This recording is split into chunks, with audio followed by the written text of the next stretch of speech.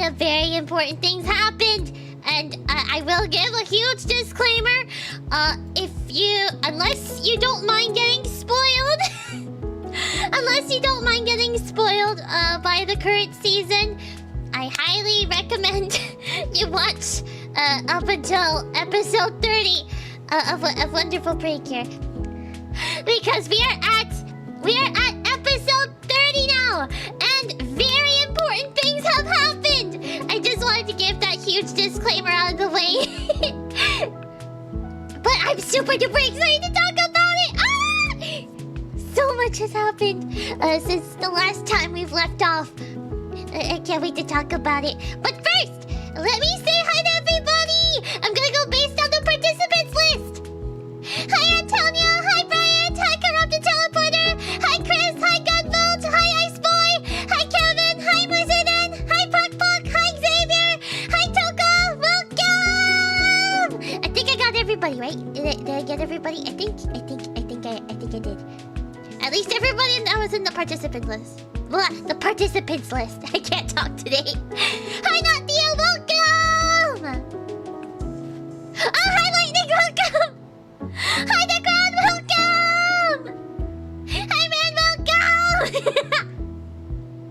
Oh no. I'm gonna lose track of who I said hi to soon. Hi Marshall, welcome!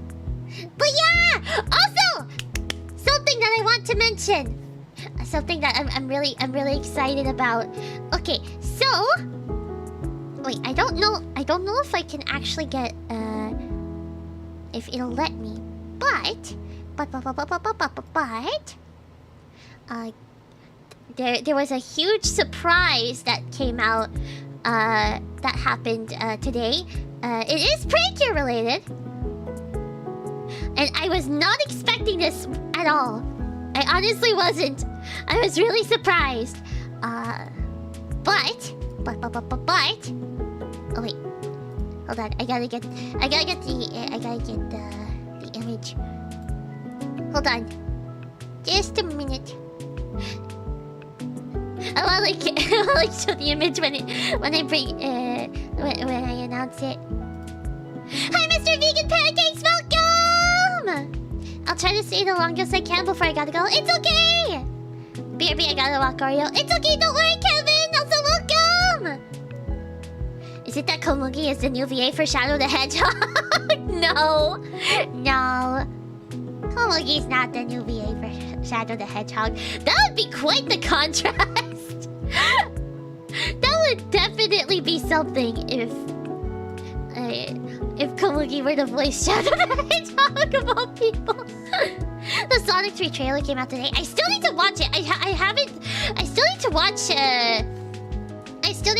watch the second movie. I still haven't seen it yet. I need to watch it. I need to watch it. But I saw apparently there's Chow. Chow are back. They're so back. I miss Chow. I'm glad they're making a comeback. They haven't been. I don't think they've been like in the Sonic series since Sonic Adventure 2, if I remember right. I could be wrong. But I'm so glad they're back.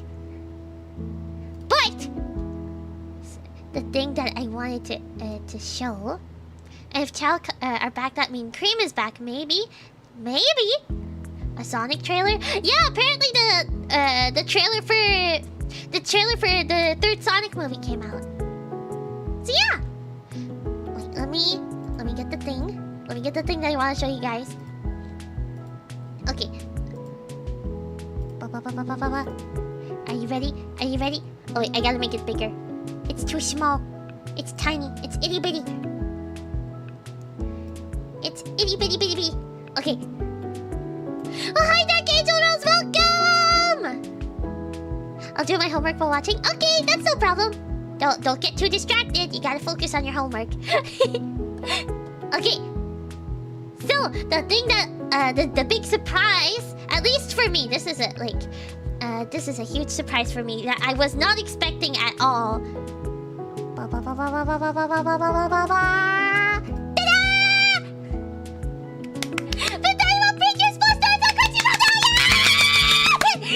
I'm so happy!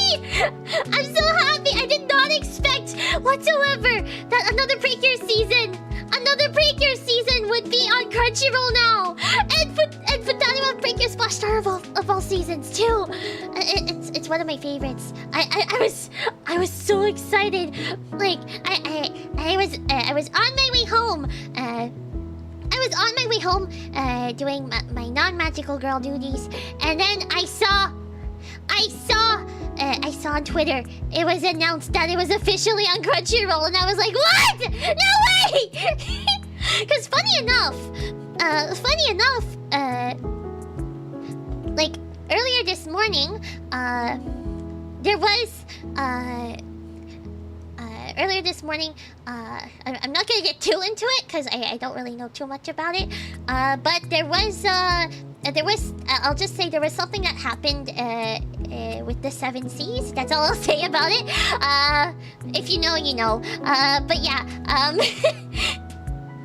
And I thought it made me think of all the Precure seasons that weren't officially licensed yet, and what came to my mind was Splash Star, because Splash Star is a fairly underrated season when it comes to Precure overall. It's really underrated because the protagonists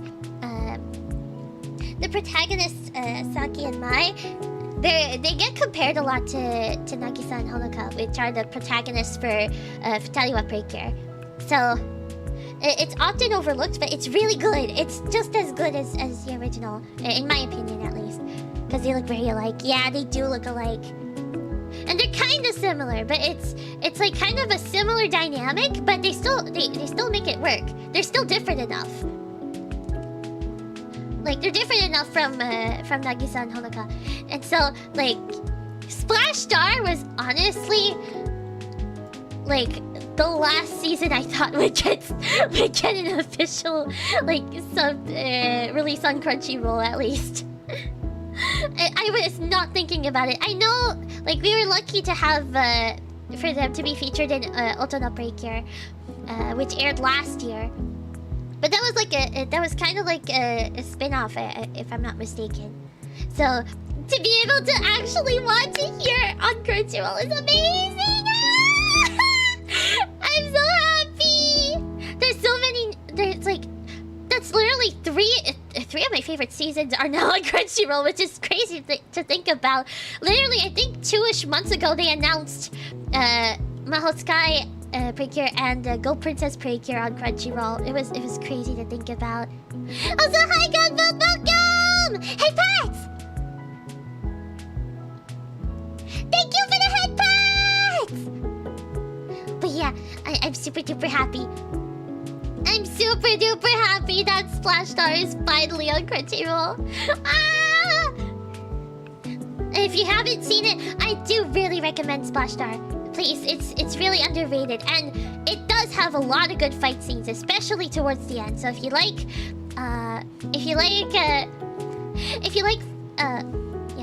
action, like there is this, like, they still have a lot of combat, but they're also their powers are a bit more magical based than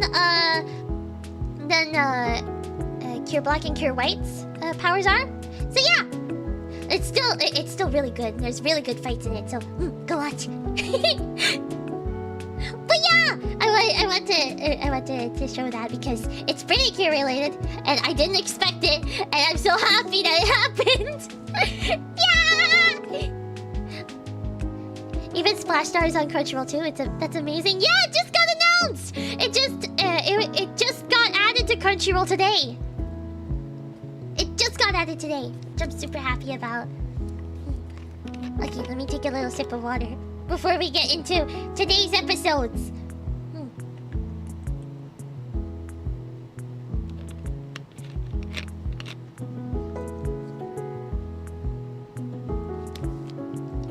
Don't forget to hydrate, everybody! Hydrating's important. Okay, so, okay, yeah, like I mentioned, these 2 episodes are very important to the plot.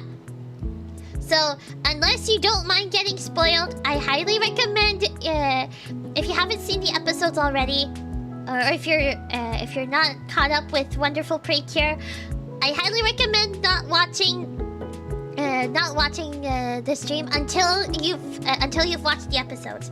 But don't worry, you can just come back to the VOD. Spoilage beware. Yeah. I'm gonna go drink some BRB. Go drink water. It's important. But yeah. Okay.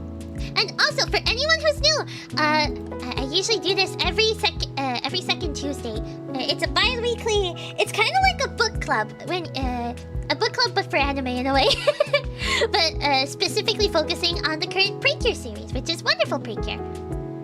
I said series, but I meant season. But you know what I mean. But yeah. So today we're gonna be talking about episode 29 and episode 30. Okay, so for those who don't know what happened at the end of episode 28, oh wait, no, I'm thinking of the wrong episode here. Okay, we start with episode 29, and Komugi and Iroha are eeping in their bed. They're just eeping, and then all of a sudden.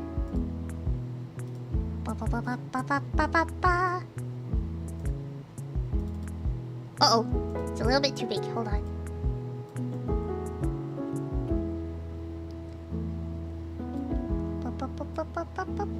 Let me make this smaller. Oh dear, how big did I make this? It's so big! There we go. Oh, also, I got the chat working now! Turns out I just had to update OBS and it worked. I just had a good workout with my ab wheeler and drank a lot of water. Oh, that's good! I hope your workout went well. Okay. Bye-bye! Nico's egg is glowing. Nico-sama's egg is glowing! In the wee early morning. And so, Komugi ends up waking up to the light and the sounds. And all the animals are reacting. So it's not just her noticing. And then she she realizes what's happening. She realizes what's happening. And then she's just like, oh no, the egg! It's time! Another silly Komugi expression. But yeah, and so she goes to wake up Iroha, and we can also see Satoru and Mayu sleeping too, and both Daifuku and Yuki notice that they notice that something's happening. Something's happening. Something big is happening. And then we see Nico-sama's egg. We see Nico's egg. The great Nico! She's hatching! She's about to hatch. And then... Well, just before that... Komugi ends up waking up Iroha. And she tells her to look. And so... They're really, like, amazed by, like, the egg's glow. And so they call out everybody to come over. And then they witness the birth of Nico-sama. Of Nico. And while that's happening, we see a very familiar shrine that we've seen that was teased a little bit ago. If you remember this shrine, it's going to be very important in a moment. But yeah, we noticed. We finally see the big bad of the season. Is she shiny? What are her egg moves? I don't know. Hi Larry, welcome! We just started talking about the episode. No spoilers yet. we'll get to later on. Okay. We see the big bad wolf. Who I don't think we know his name yet. Yeah, we don't know his name yet at this point in the episode.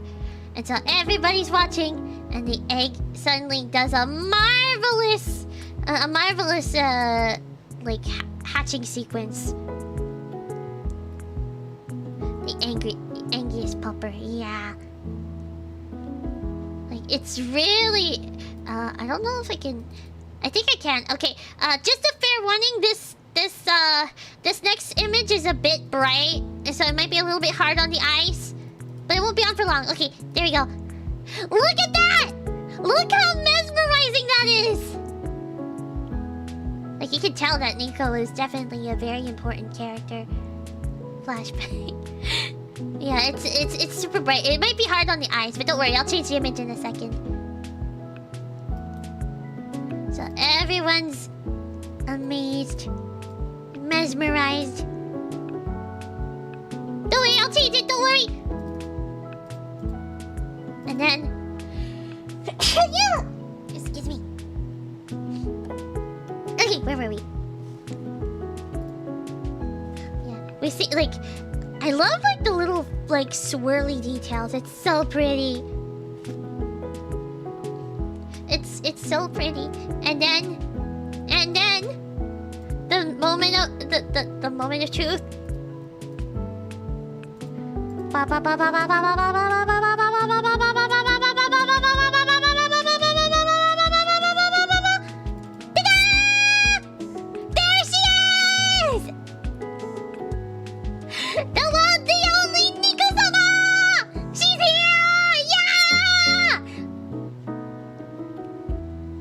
She's so cute! I love her design so much! She's so cute. It's her, a gremlin. Honestly, I didn't expect the personality that she's going to have. But I'll explain in a moment. And then... And she glances down at everybody, and Maymay's just in tears because Nico is finally back. And like, look at her. Wait, let me show another picture of her. She's so cute. I love her so much. Look at her. She's just like so happy. She's so happy. And her design is adorable too. It's so pastel and cute, and she's a unicorn, and it's so perfect. In the sunshine, yeah. And she is small. She's super small.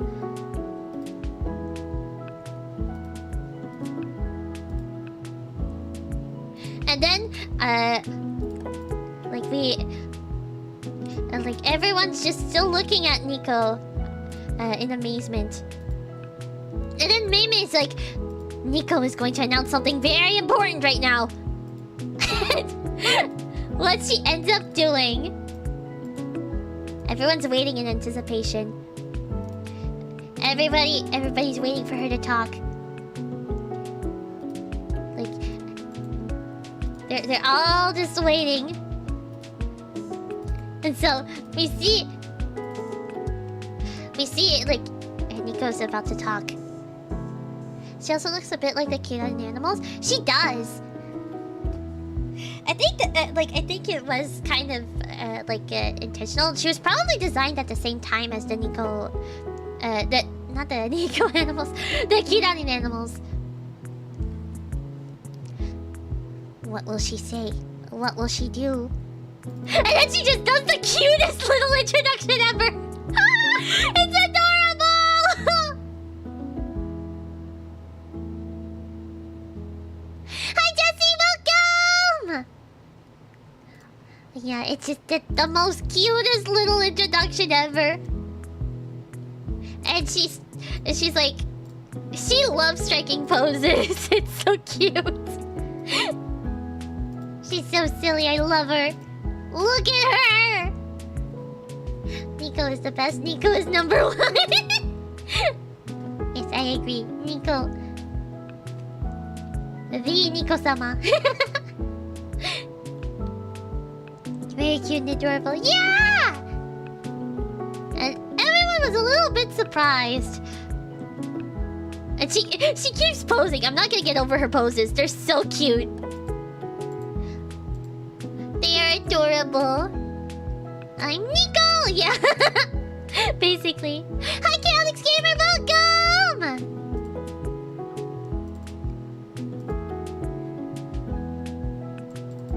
Look at her. She keeps posing and it's like... It's so cute. And so everyone like introduces themselves, and then I think at this point, like Nico is just after they're introduced, Nico is just like, wait, how do they know about the Nico Garden, May May? She's just like that, and she's just like, did you reveal the secret of? Did you reveal the Nico Garden to people? Look at her. Look at her, how intimidating she is. I didn't expect her to be like this, but I love her. And poor Meme is just panicking. I've never watched Precure, but I've seen clips here and there. The art and animation is really good. It is! It is. I highly recommend it. Even if you don't like Wonderful Precure, there's 20 seasons. Well, 21 seasons with this one. There's 21 seasons overall that you can like. You can give a try.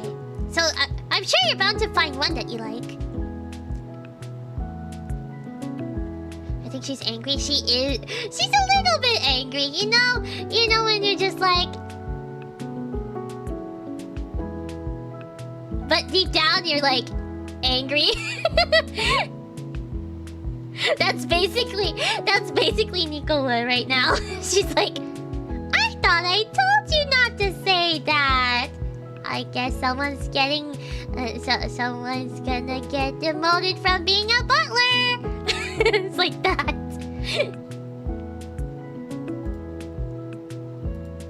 And then Mimi is just like so.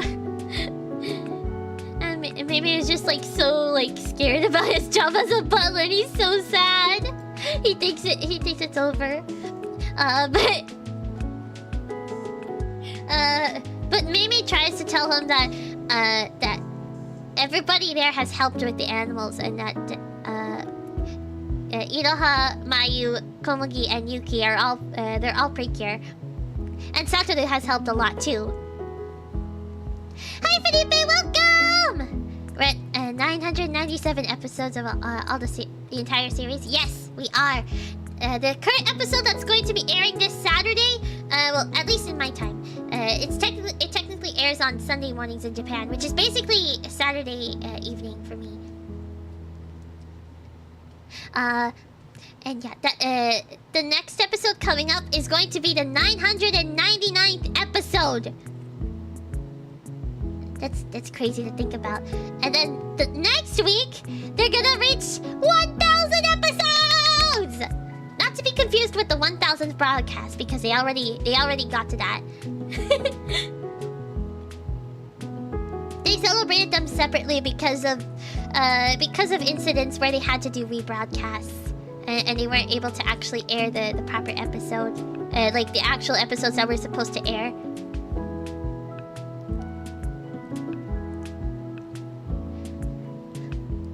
Like the One Piece of Magical Girl series? Not quite. It's not really like that. It's long for sure, but each season is completely separate.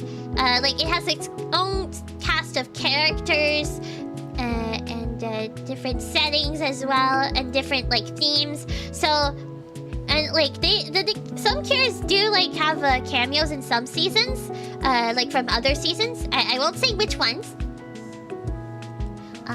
And they do have like crossover movies too. So it's not quite like, it's not really like One Piece, but like there is a lot. Like in terms of like how many episodes there are, I guess you could compare it to that in a way.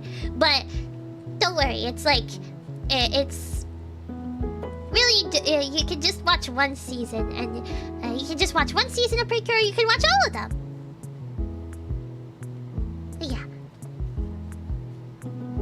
Where were we? Oh yeah. So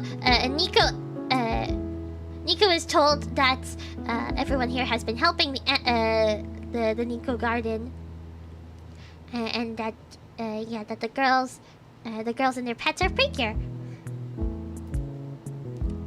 And then we have the cutest little Komugi image where Komugi is just like, yeah, I'm a Precure!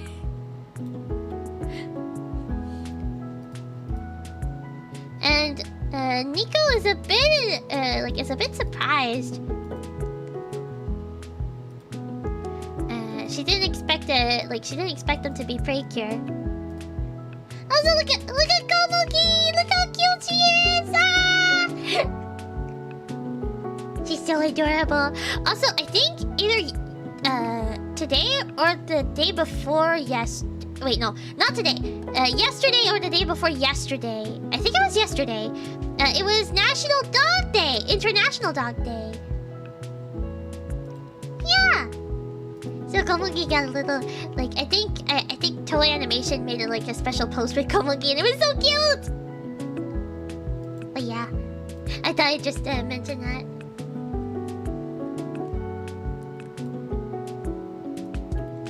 And so, yeah. So Mei ends up explaining to them that to Nico that they rescued the Nico garden animals, and Nico is so happy about that. And then Iroha tells Nico her wish to befriend every animal. And at first Nico is a little bit confused as to why she says that. And then Mei just bursts in being like, don't just like casually talk to Nico-sama, and don't think you can just be her friend that easily.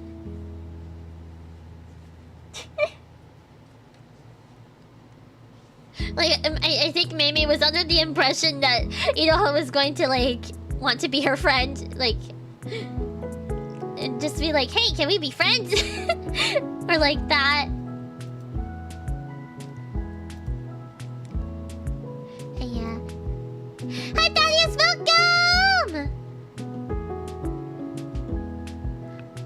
And then we have a little moment where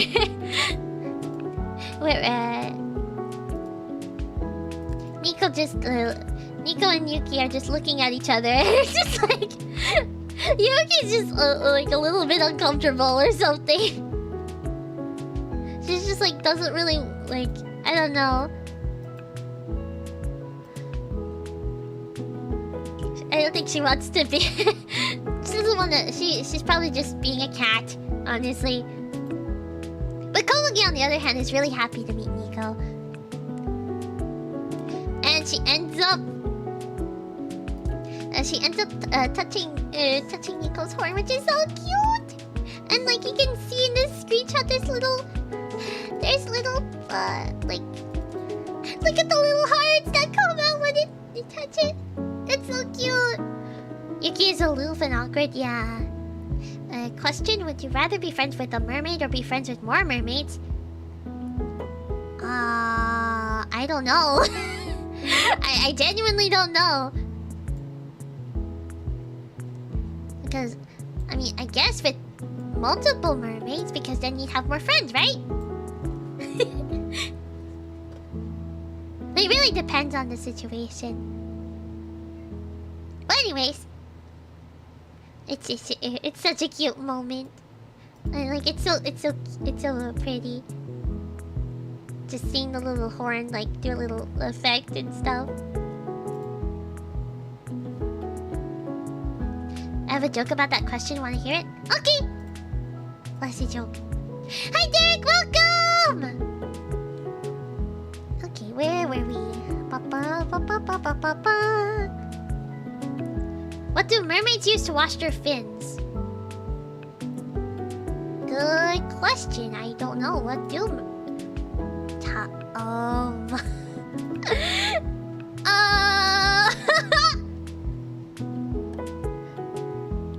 That's the first time I hear that one, actually. But that's a good one.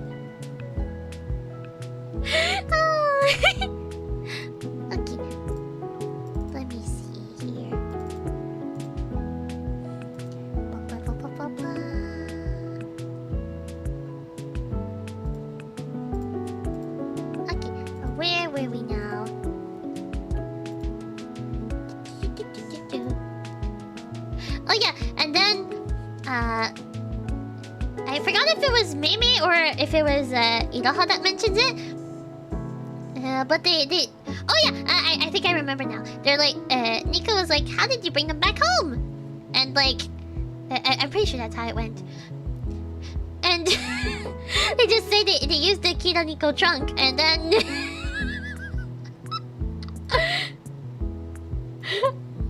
we just get this image is too funny. Look at that! Look at Angie Nico! She's so angry! She's like, you gave the Kira Nico trunk to them? And Mimi's in full panic mode.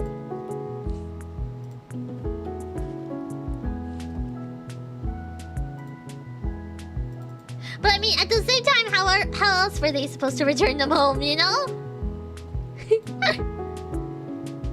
The red eyes tell the truth of death. No! Nico-sama is surprisingly angry with Mei. Yeah. I laughed my butt off for that part. Yeah, it was so funny! Honestly, Nico is very funny. But then she's like, oh well, it's fine. She just changes her attitude immediately. And then she ends up going to the Nico garden, and everyone thinks that she's going to go with them through the Kira Nico trunk. But it turns out she doesn't need the Kira Nico trunk because she's Nico after all. Why would she need the Kira Nico trunk? It is her garden after all. Look at that! This image is so cute! There's so many cute images of Nico. I love her so much. She's so whimsical at times. But yet so silly. And so she teleports to the Nico garden. And then... everyone joins to the Nico garden. And then we see... we see Nico make her grand appearance as all of the Nico garden animals are here to attend to her return. Look at that! They're waiting for her. They're all waiting for her, and then she just pops out a microphone. She just takes out a microphone out of nowhere and acts like super idol-like. And all the animals are like super happy to see her.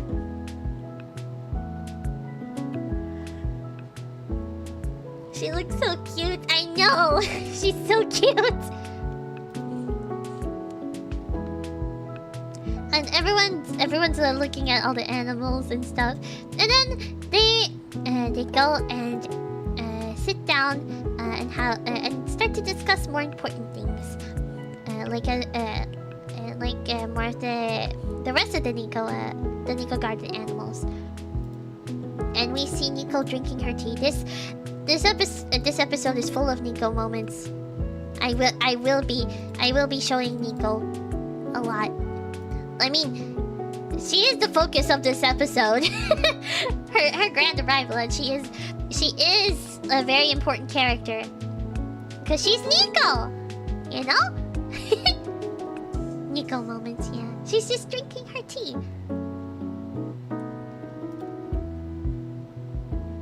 And then she mentions that there's other Kiraden animals that not Kiraden animals. There's other Nico animals that haven't returned yet, and she then asks if people want to know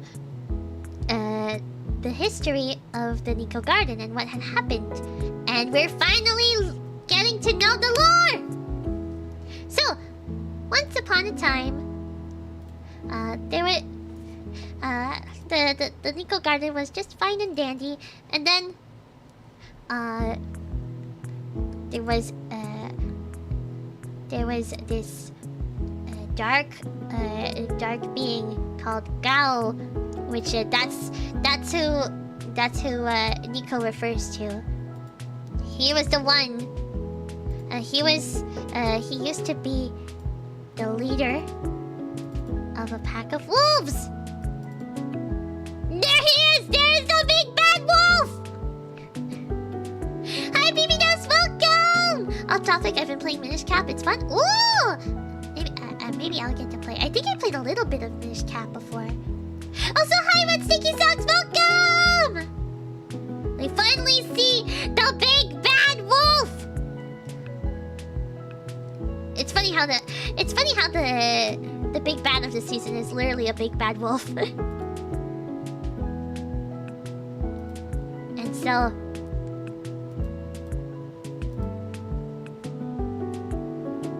he used his dark powers to invade the Nico Garden and turned everyone, almost all of the animals into Garugarus. The Garugarus that we knew. And Nico tried her best to save all the Garugarus, but she couldn't. Like, here we see her trying to use her powers, but the most that she could do, she tried to save them, but they ended up turning into eggs. And those eggs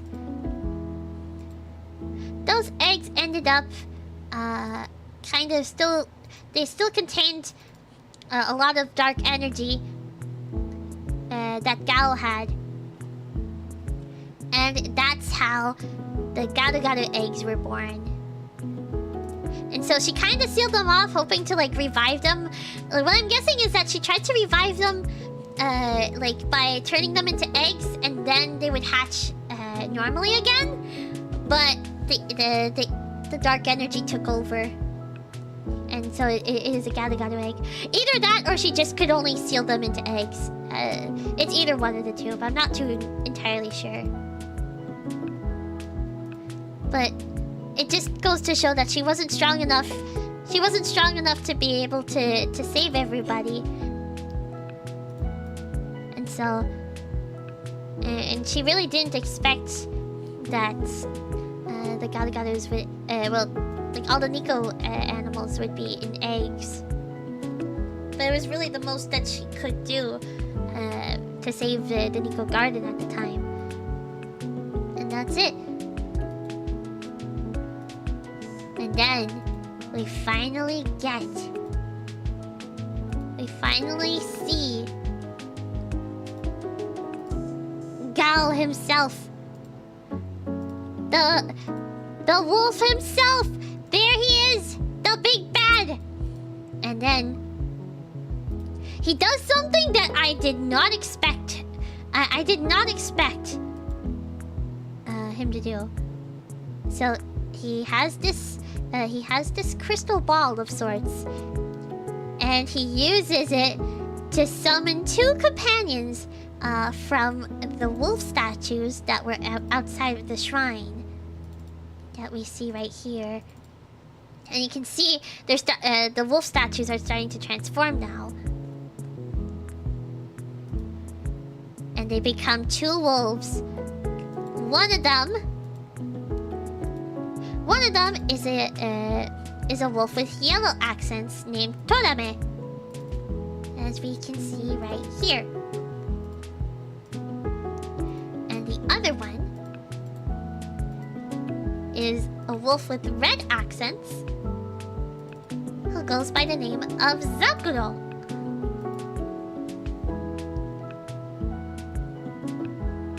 I keep having panic attacks every time the stream freezes for me. No, it's okay, Corrupted Teleporter. Maybe you just need to lower the quality. It's okay. Don't worry if the stream freezes. Just to make sure it's not freezing for anyone else, right?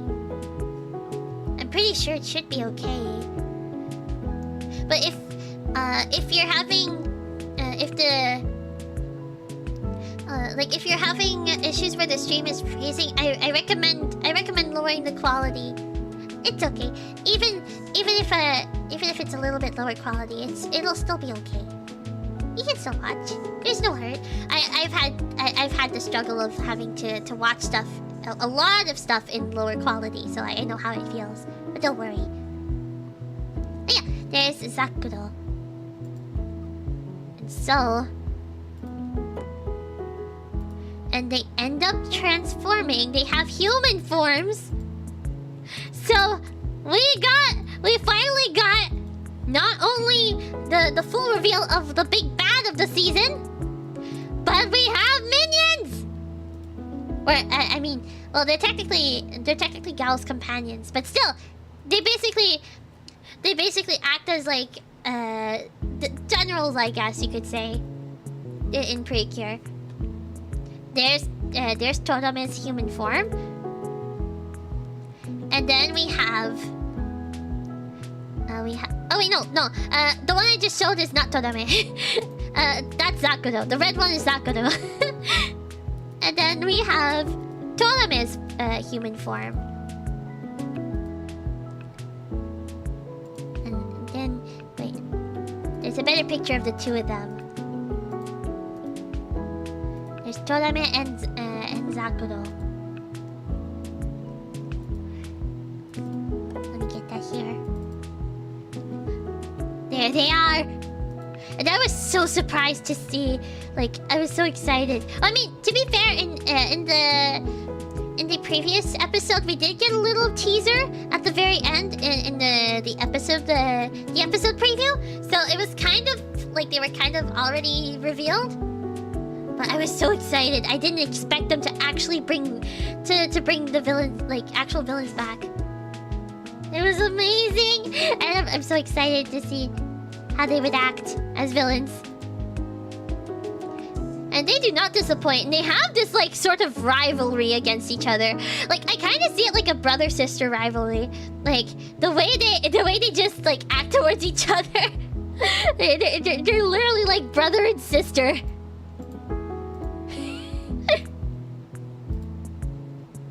Hi, KB Slayer, welcome! Like you can see it here, like literally. And you'll see later on, they literally act as if like they act so silly, like as if they're like brother and sister. It's so funny to watch. How have you been? I've been good. We're talking about Precure right now, but yeah. And so they end up the wolves have been unleashed, and they end up running into the forest. And they leave the shrine. And they're with under Gal's orders, they're searching for a Garu egg, and then they find a Garu egg, and that's when, meanwhile, back in the Nico Garden, both Komugi and Yuki sense an evil presence lurking. Like they sense a dark force. Good old sibling rivalry. Yeah. I really like it. It's a really good dynamic, especially for villains. I don't know, like it's funny seeing them like just try to compete, like to make Gallo like proud of them. Goofy goobers, yeah. And so.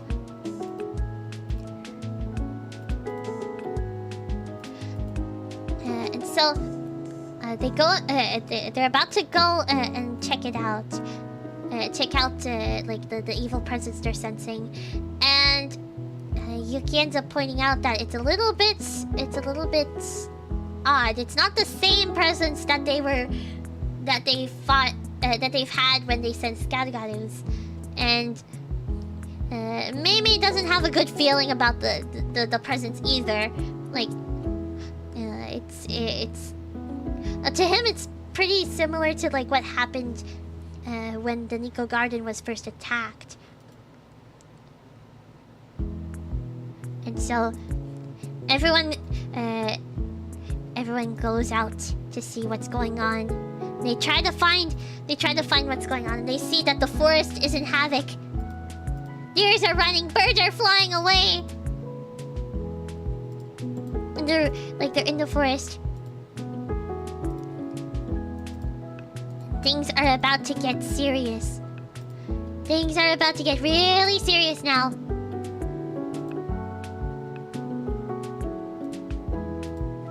Everyone's like paying attention, and that's when they end up meeting Torame and Zakuro. They end up appearing in front of them.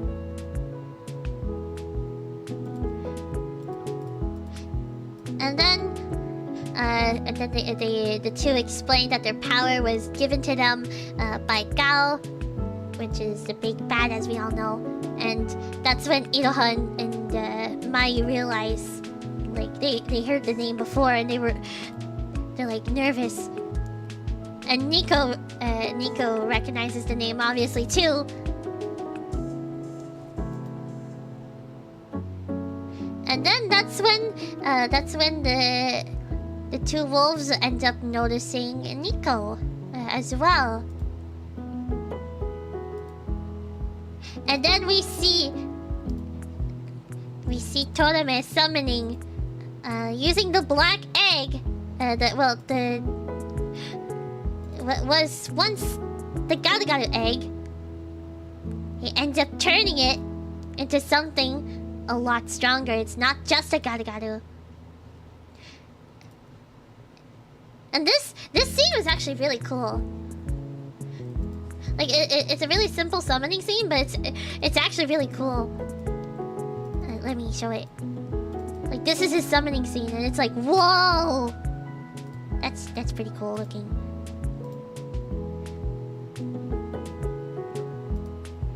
And so the egg is infused with extra dark energy, and okay, I'm pretty sure this is a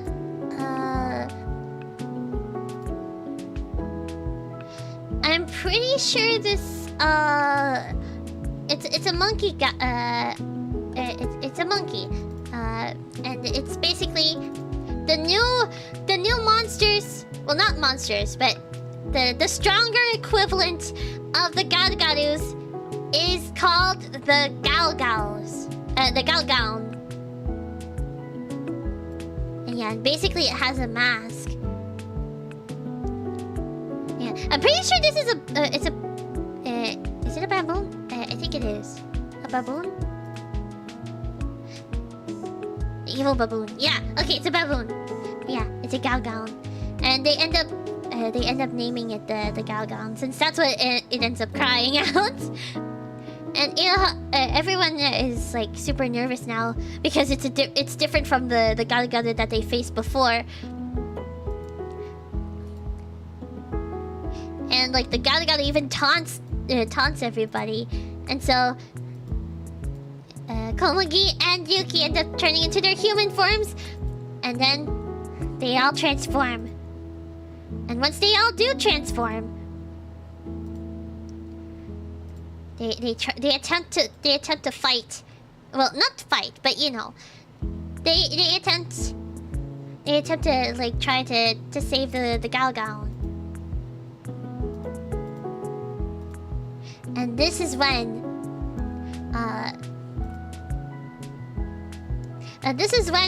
specifically because you gotta keep this in mind. Komugi is a dog. The villains are wolves. They're both canines, so they kind of have like they're kind of like in the same like what's the word? I forgot the word, but you know how like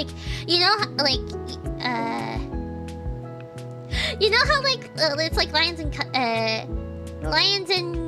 cats are like in the same, like, you know, they're both like felines. I forgot the word, but you know what I mean, right? They're both canines. So like I feel like there's gonna be a strong there's gonna be a strong focus on that probably. Oh wait, did I miss headpads? Thank you for the headpads! They engage in Undertale pacifist routes. I guess you could say that. But yeah. Yeah, Totome ends up asking Cure Wonderful why is she hanging out with humans, even though they hurt, you know, they haven't been the nicest, and they haven't really explained why. But well, not them specifically yet, but it'll tie back to something that we've learned about earlier. More head pats!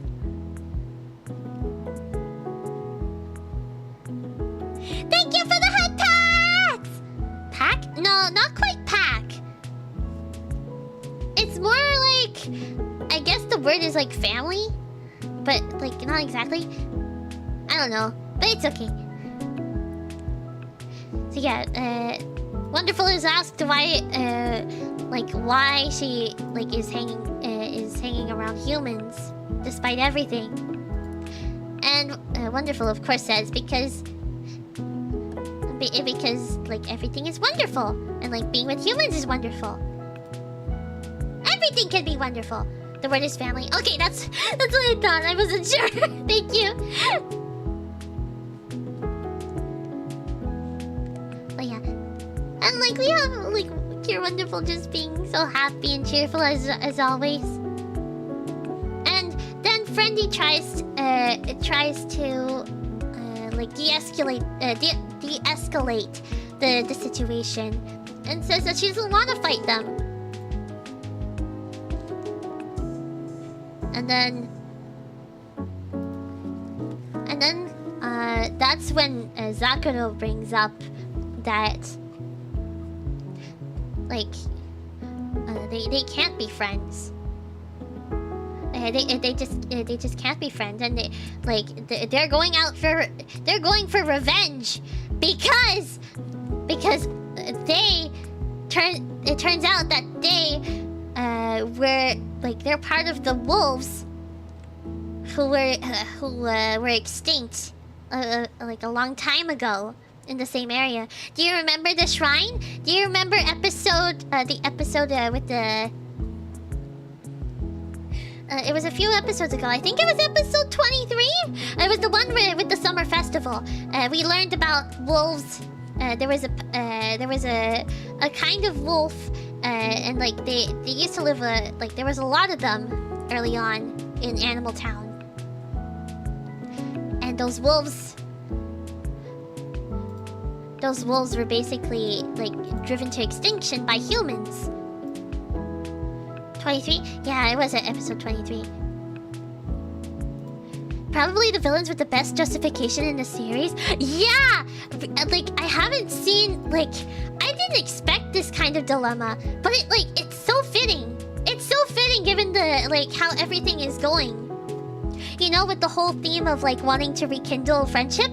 These villains, they don't want that because they're technically deep down afraid of humans still, because humans basically got rid of them. So of course they don't have any trust towards humans, because the humans were the ones who led them to distrusting them in the worst way possible. So yeah, it's really interesting to see. And like upon hearing that, oh yeah, we can see how we can see how serious it gets when she mentions that all the wolves have went extinct. And that's when all the Cures are just shocked. And yeah, Zakuro basically Zakuro and Todame basically explain what had happened to the wolves, and it was basically them. They were all the wolves were driven to extinction, and Zakuro points out it was all because of humans. And this literally breaks Friendy. Because all she wants is to be friends with all animals all over the world, and knowing that even though humans technically brought wolves to like their kind, this kind of wolf's extinction. She's just like, she wants to be able to like to prove that they've changed their like humans have changed their ways, and that like everyone in Animal Town loves animals. They're not really sure what to say, and that's when Zakuro and Todome basically say that they'll never be friends with humans, which is understandable given what had happened. And Friendly is really like hit by that. Like she did not expect them to be like not willing to like understand. And that's when the Galgown ends up striking them. And they try to like do their best to dodge and try to calm the Galgown down, but it's really tricky. And it ends up it turns out there's multiple Galgons. I think it did a multiplication spell. I think. I don't know if it multiplied itself. I think it multiplied itself. But yeah. And so now there's a Galgown. I'm gonna struggle saying that. Galgown for every cure to like face off against. And Satoru and Meimi are just watching there. Like they don't know what to do either. And so like they have to face against the Galgowns now. And they try their best. They try their best to like defend themselves and try to like get the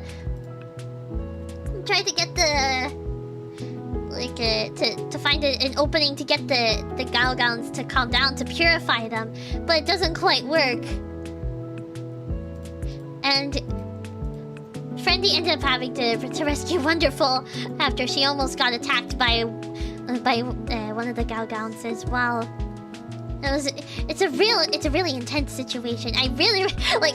I can't describe this. I can't describe this scene justice. Like you need to watch this episode to understand how like intense this was. Given how like the change of tone from this, like going from, you know, like how like happy-go-lucky this season has been so far, to just going to like pure, not like the switch is really like, it's like very contrasting, but it still fits the theme.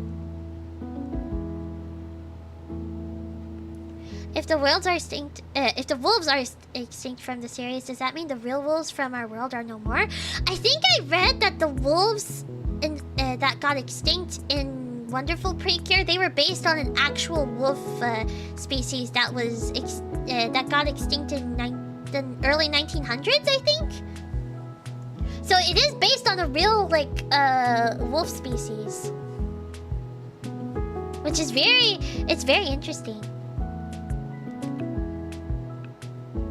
Hi Joe, welcome! It also matches with the story that a previous episode mentioned, so the bad guys aren't lying. Yeah, they're not lying. This is really well thought out. Like, it was slow to build up, but I feel like they did it really well. They did it really well. So like, and it's not too late into this season either. Like, I feel like this is where things are starting to actually get like, you know, more serious.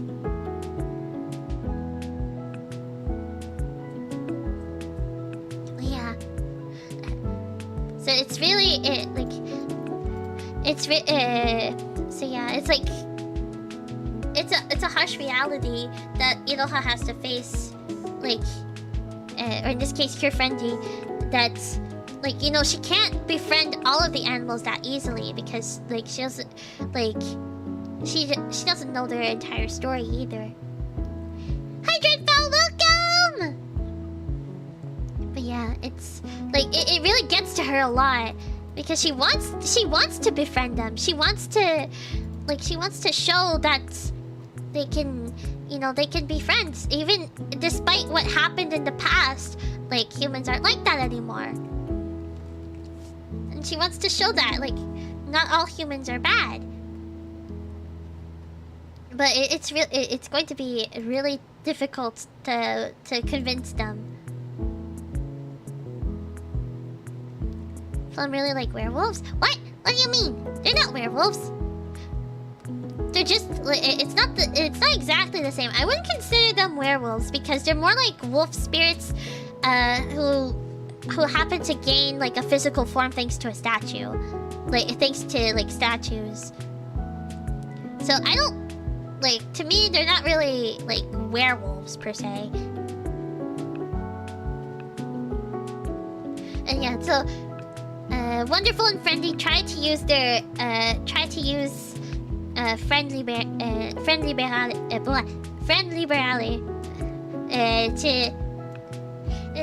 to purify one of the Galgowns, but it doesn't work, and they're shocked that it doesn't work, and poor Friendly doesn't know what to do really.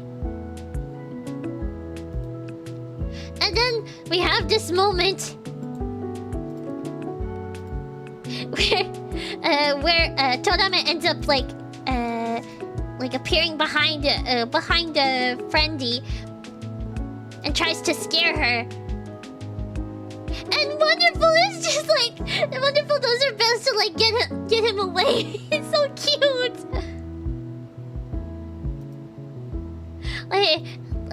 It's such a cute moment seeing Wonderful trying to protect Friendly, you know? Because they care for each other, you know? Like, Wonderful doesn't want to see Friendly get hurt. And then we go over to Nyami and Lillian, who are also trying to face off against the two. They're trying to face off against the two other Galgowns that are attacking them. And we see a little bit of Nyami doesn't quite fight against the Galgown, but it's like pretty. It's pretty like it's like the closest we've gotten since she like first appeared. But it's not quite fighting. And like Lillian's trying to like chase the other Galgown too. And then Lillian accidentally ends up bumping into Zakuro, who like appears behind her and ends up scaring her as well. And then we see we see a similar scene where Nyami goes after Zakuro, like trying to protect Lillian. And it's so cute. It's so sweet seeing the pets like trying to protect their owners.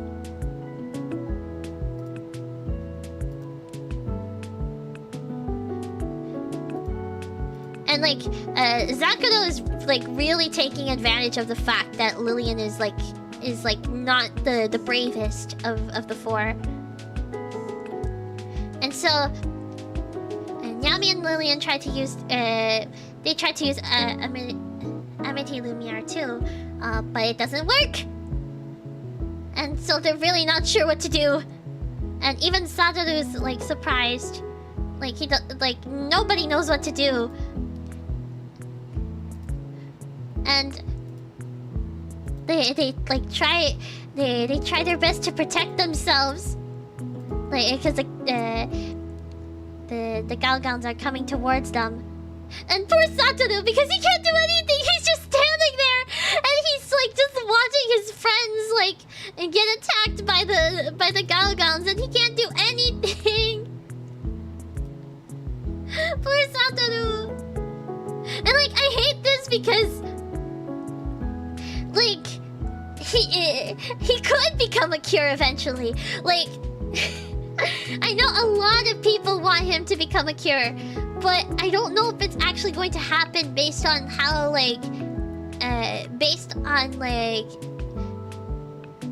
how the merchandising and the advertising has been for the season. I really don't know, unless they do something special at the last second with him. Maybe he'll become like a special cure at the end. We don't know. But it hurts to see him just like having to stand there. It hurts so much to watch. I know. It's so sad seeing him because I know a lot of people want him to become a cure, but I just don't think, based on what we've seen with like the advertising and stuff and like the ending sequences, like I don't think it's actually gonna happen unless like they're saving something for the they're saving like a special moment where he gains like the ability to transform like momentarily into a cure or something. But yeah. Poor Satoru. He can't do anything but just watch. And then the Galgons end up like attacking the cures. And the cures actually de-transform. You know it's bad when the cures like are defeated and they de-transform. That's when you know stuff is going down. It's serious. What do you call a dog that can meditate? I don't know. What do you call a dog that can meditate? A werewolf! Oh my goodness. That's a good one. But anyways, going back to the seriousness. They're defeated. They're defeated and they're in their regular forms, and like the impact was so much that Yuki and Komugi are in their like pet forms. They're in their actual animal forms. So like it really they like you can tell it's serious. And then like the two wolves are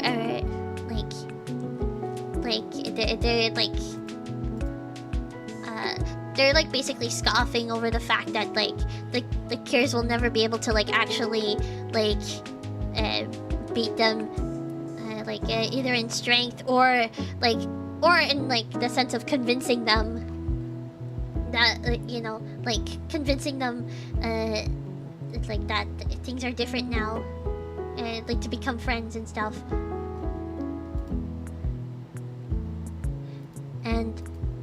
And yeah, Todome ends up telling like the cures that this was their territory. They were here first, and they want to reclaim it. It's really like a scary situation because we have such a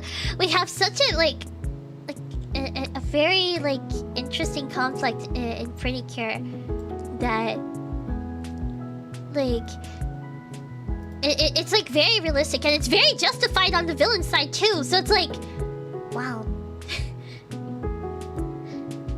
And so like the Cure's just watching in terror. They don't know what to do. They try to be brave, but they're like the Galgons are approaching them fast. Satoru tries to do something, but Gao ends up summoning everybody back. So Todame and Zakuro ends up telling the. I think they ended up telling the Galgons that they can just go. They can just go. They can just like go free and wreak havoc. Like they can do whatever they want, and then they just leave. And then we get to a really sad part. We're left with Iroha, like just very like emotionally scarred by everything that happened because she doesn't know what to do. She just wanted to be friends. She wanted to be friends with all the animals, but like how can she be friends how can she be friends with like animals who don't want to be friends with her because of something that's very justified, you know? She's very dejected right now, yeah. It's like, it hurts seeing her it hurts seeing her so, like, depressed and distraught, because she understands how they feel, but she doesn't know how to, like, actually, like, make the situation better, you know? And, like, and then, like, Iroha starts questioning everything. Like, she starts thinking if humans are actually the bad guys. Mayu really said, are we the baddies? Yeah. Like, both Mayu and Iroha, they're just like... They're very, like, torn on what to think.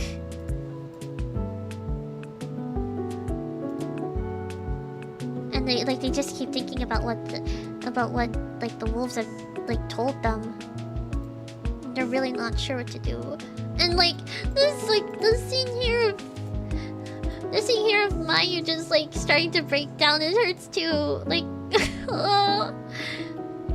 It's such a like heartbreaking situation because they really don't know what to do.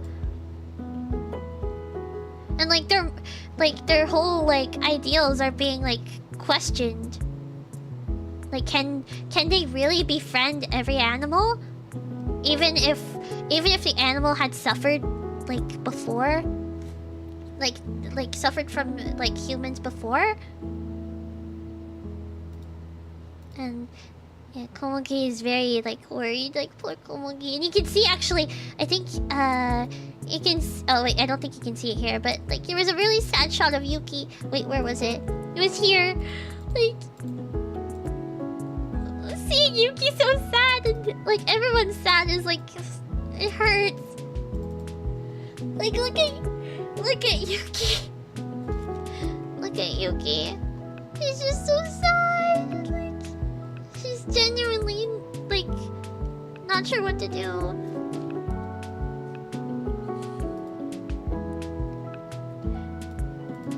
It's just so heartbreaking to see. And Komugi starts to get very worried about Iroha because she's rarely seen her like this. We don't know too much, but like we haven't seen her often like this because you know Iroha is usually like pretty happy-go-lucky. Like she knows how to make make the best of situations and stuff. It's sad because it's not so much of a physical defeat, but more of a moral one. Yeah, like they're questioning their morals now, and those ones sting a lot more. Yeah, it really does. This was hard for them. It was, and the episode pretty much ends there with Nico looking at everyone in the distance. And then we get whiplash because the ending plays. I'll never get over when anime, like when any show has like such a depressing scene at the end, and then like the ending theme is super happy. I couldn't stop laughing when I was watching the episode. Cause like. Just thinking about it now, like the whiplash is insane. Just going from this super serious, like morale questioning, like depressing scene, and then we just go to only one tomodachi desu smiling.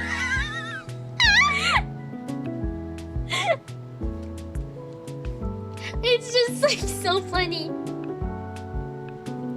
Like I couldn't stop laughing. Like I wanted to sing along during the ending.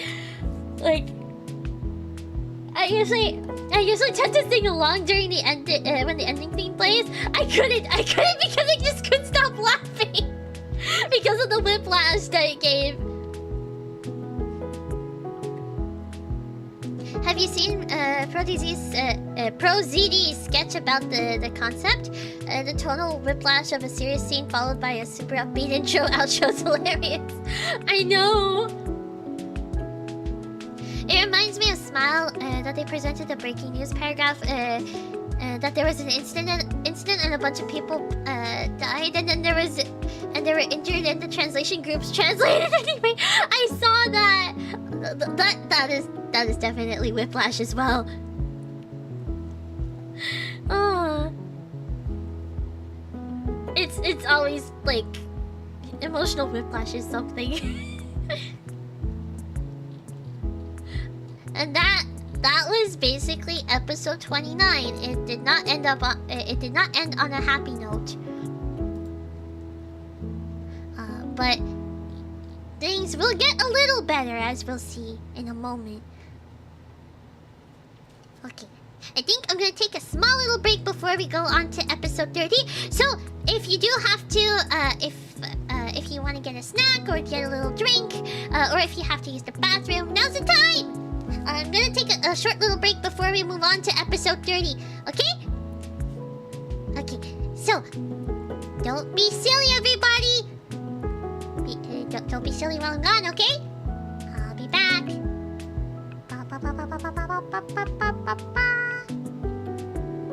Okay, I'll be right back.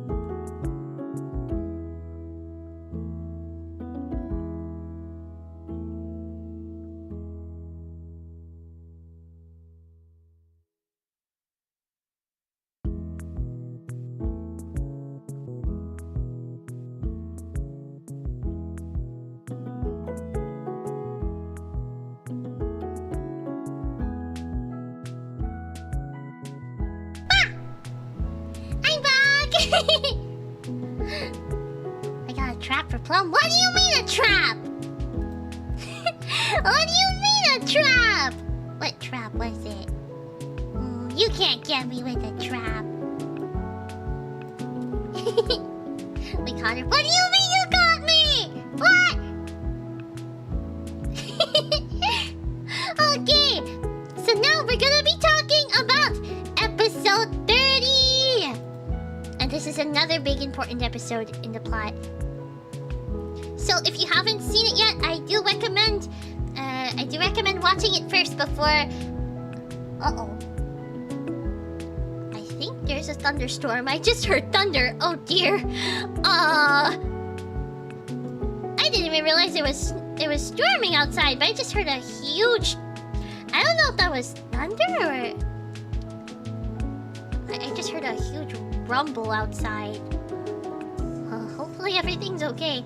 Thunder? It sounded like thunder. I don't know. It was very loud. Wait, is it supposed to be raining? Huh. I think it doesn't say there was supposed to be thunder showers though. I don't know what it was, but it was a really loud, like... It was a really loud thump. Hopefully everything will be okay. Are you not good with thunder? I'm okay with thunder. Like, it doesn't scare me too much. Like, like maybe when it gets like when it's sudden. But I don't know. Like, I'm just gonna double check real quick just to make sure. Because I didn't think it was supposed to be raining. Okay, wait. I'm sorry, I know I just got back, but I got a little bit nervous about the thunder. If it is thunder. I'm just gonna go check. I'll be right back, okay? It'll only take like a minute or two. Okay, don't be silly, okay? I know I just came back, but don't be silly. That doesn't excuse you to be silly, okay? Wah!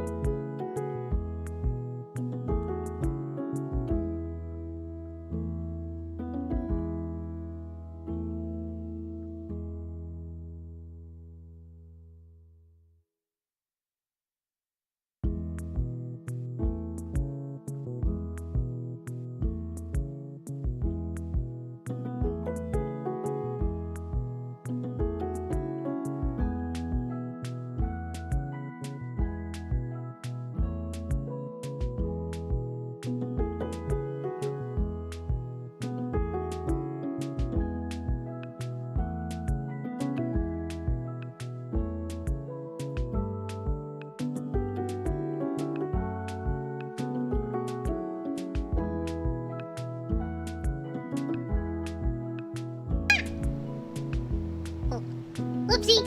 Ah! Wait, let's redo that. Hold on. Ah! You didn't see me. Sorry about that. Okay, yeah, I did check. It was thunder. There's thunder outside. There's a thunderstorm. So, if you hear thunder, I don't know if it'll catch. But if it's really loud, it might. I don't know. But yeah, I saw you with my own two eyes. No, you didn't. No, you didn't. Ha. Ha.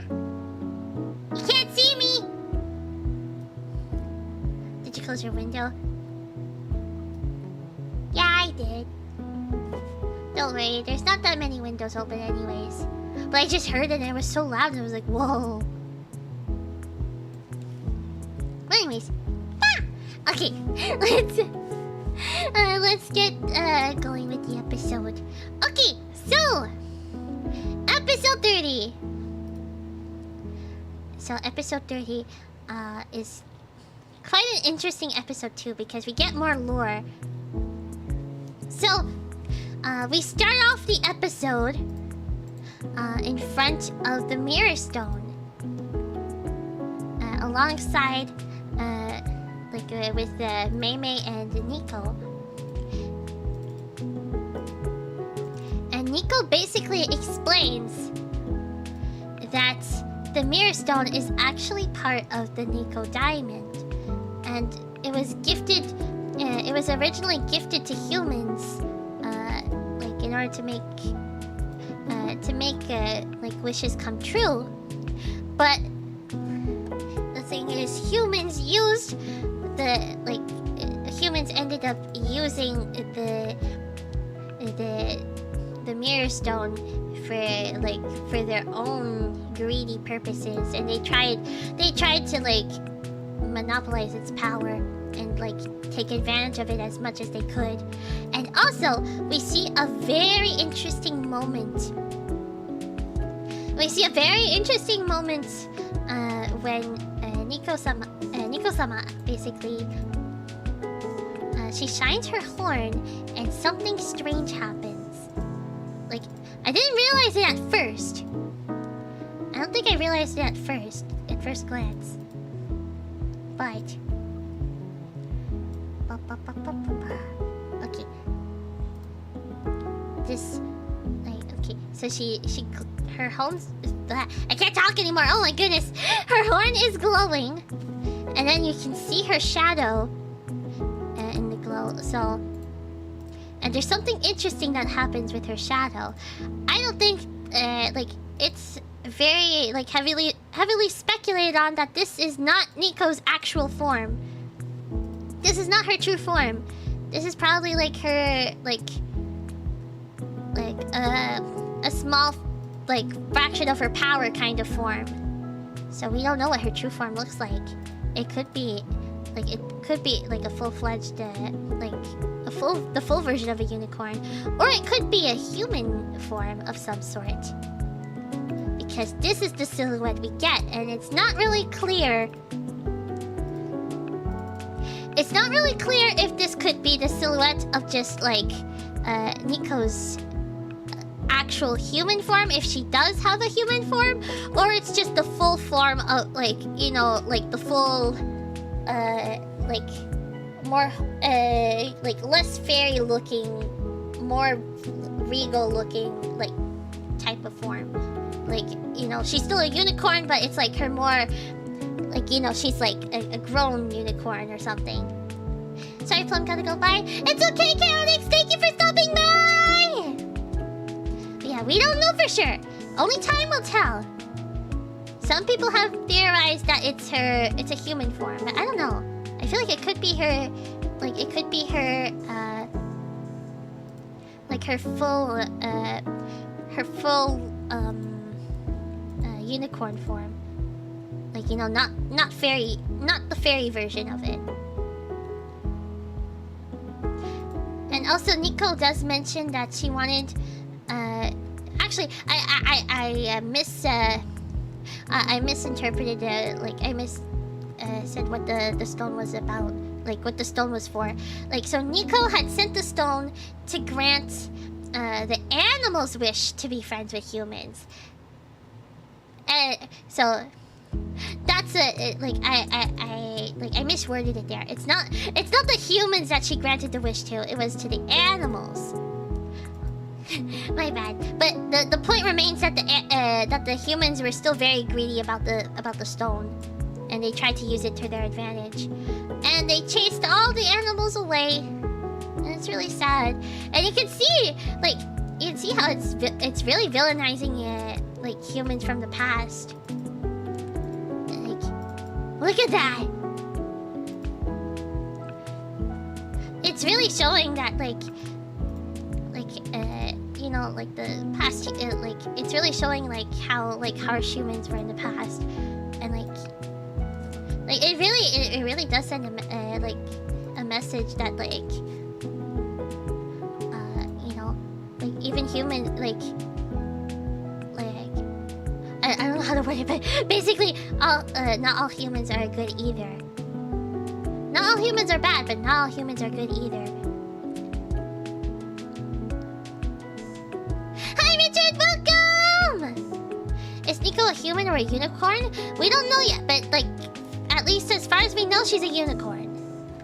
We don't know if she has a human form yet or not, but if it is, it was teased with that shadow.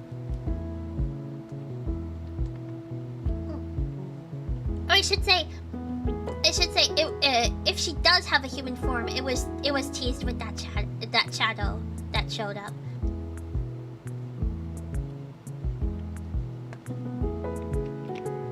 So yeah, we don't know for sure. But so far, she's just a little fairy unicorn. That's all we know. For now. Yeah, it just shows. Yeah, this is basically showing how like greedy humans can actually be, and like not all humans are actually like good in the world. And Nico does admit that that humans were the cause of the wolves going extinct. And it's so heartbreaking to see here. It's so heartbreaking. Just like the poor wolves, they didn't deserve this. And then, like it makes this season feel like a lot more. I don't know. Wait, is nuance the right word?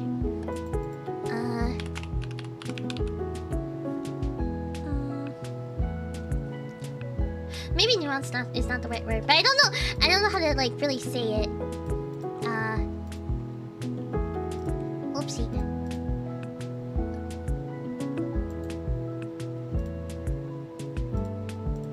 Wait, give me 1 second. Okay.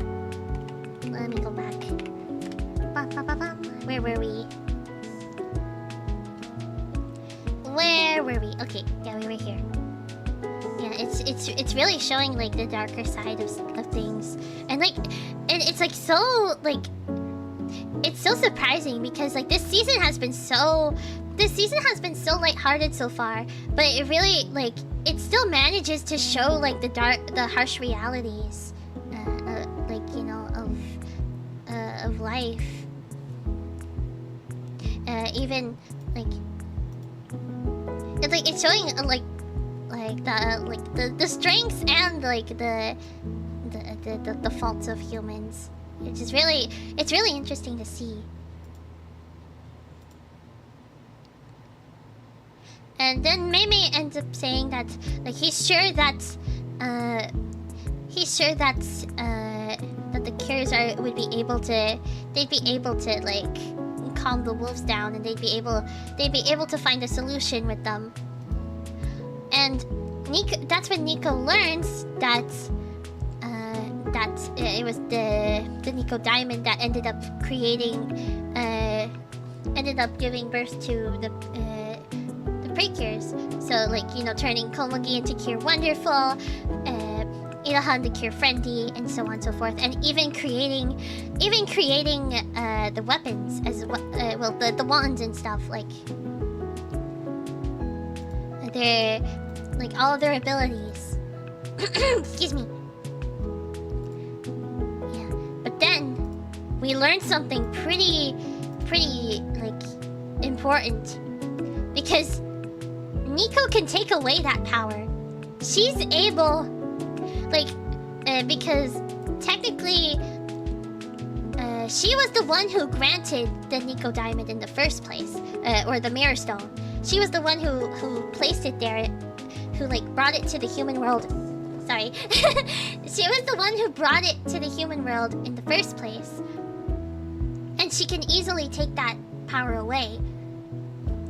If she doesn't see that the Cures like would be a good fit to actually face Gao, then she can just like revoke their Precure powers basically, and like take it all back, because it is like her like the Precure power in this season is basically her own power, you know? And she can take it back if she really wants to, which is really like it really ups the stakes of things in a way.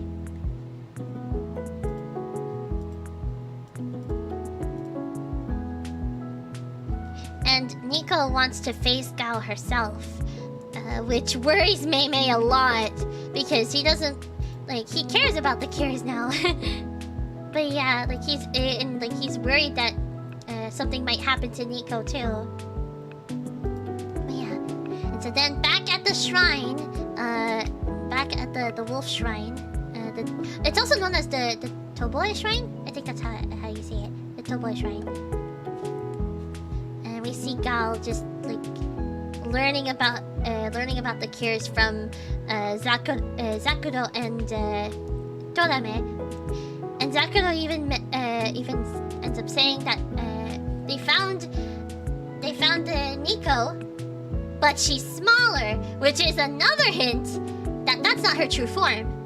This, like, her the form that we see here. Like her as a little unicorn, that's not her actual true form.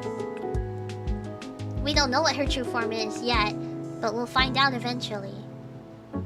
Could it be because her, like, I don't think it's exactly that, but could she be like, does she need like the Precure's power in order to transform back? Or is like, what's limiting her? We don't know yet.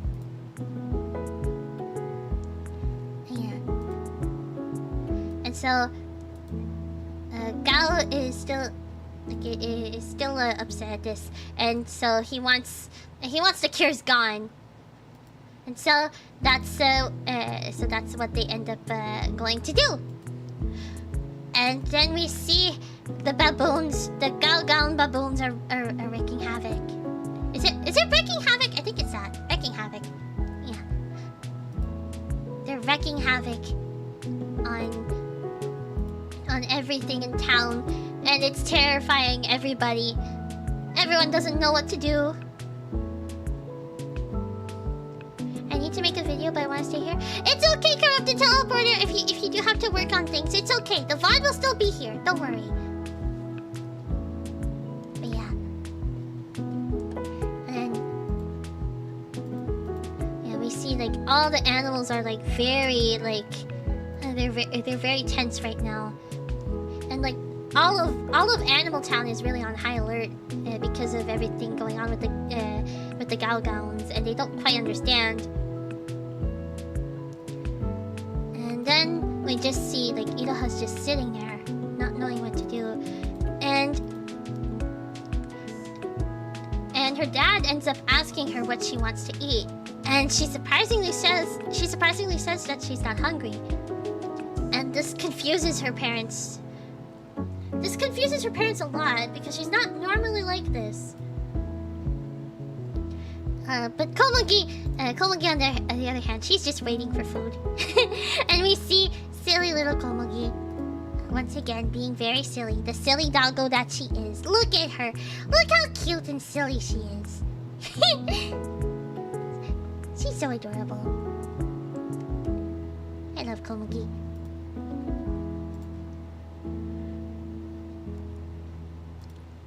And then we go to Yuki and Mayu's point of view. And poor Mayu is just hiding under her blanket while Yuki's just looking out the window, and it's... Poor Mayu. I feel so bad. Like, she looks so scared and sad.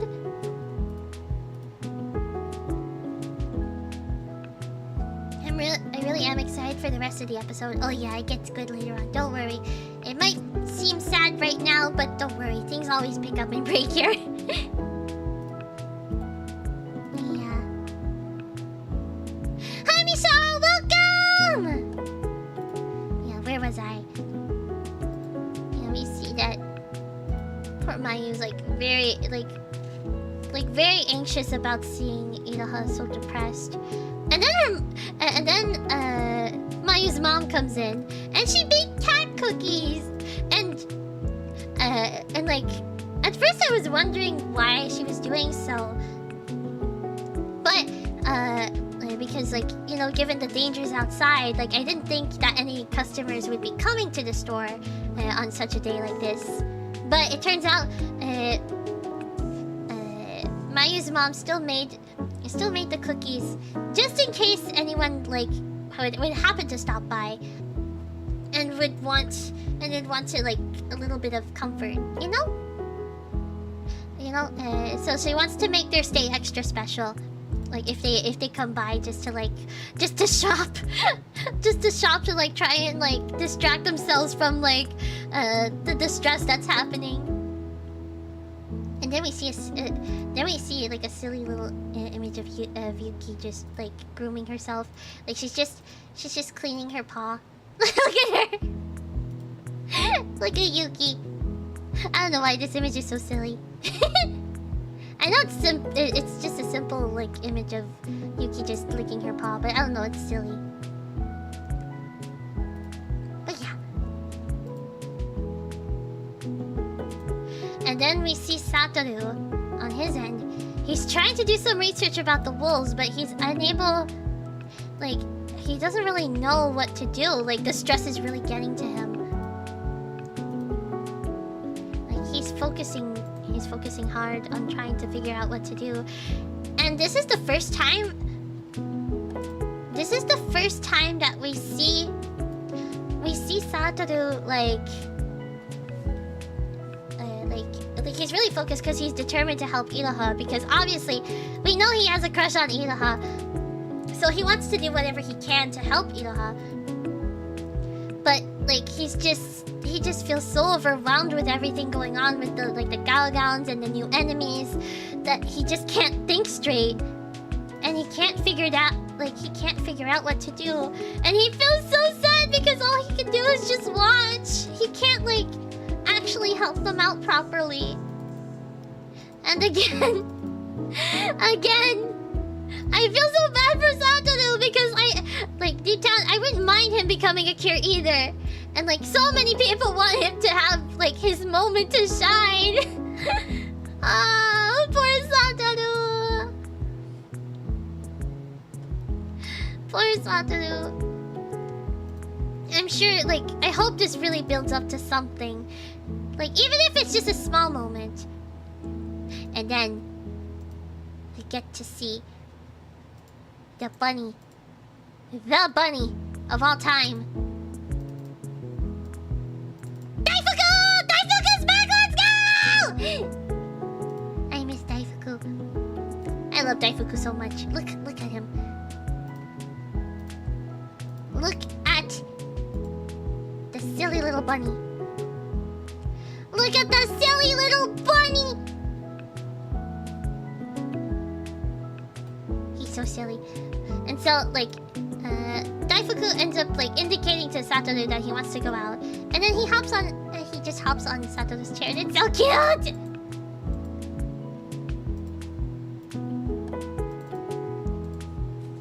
It's so adorable! Look at him! Look at him! He just hopped on the chair. And he's just like... he's like trying to tell Satoru not to give up. Staring into the soul. He does do that sometimes. Like, yeah, he's giving that look of determination in Satoru's eye, like to Satoru to tell him not to give up. And Satoru, like, he gets back on his feet, and he starts looking again for a way to help. And then going back to the shrine,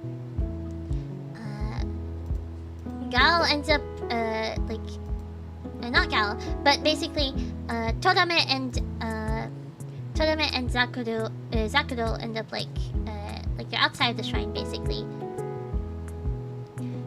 And like apparently Gal is going to be sleeping. So they have to let him rest. Yeah, and at first, Todame is like a bit confused as to what's going on, but Zakudo ends up explaining it to him. And then, like, Zakudo's trying to think of different ways that they can defeat the Cures. And look at this! Like, you can tell these villains are just goofy, and I love them. I love them for it. Look at that!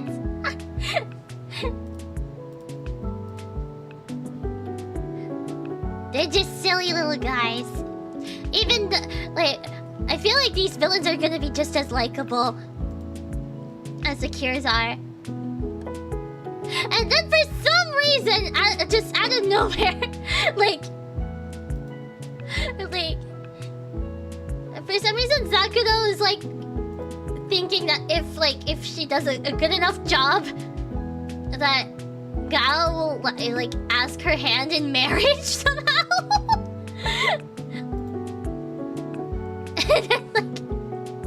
And then they start bickering. They really just want, they just really want like his full attention and like his praise and stuff. And then we just see them fighting. They're just bickering. It's so silly.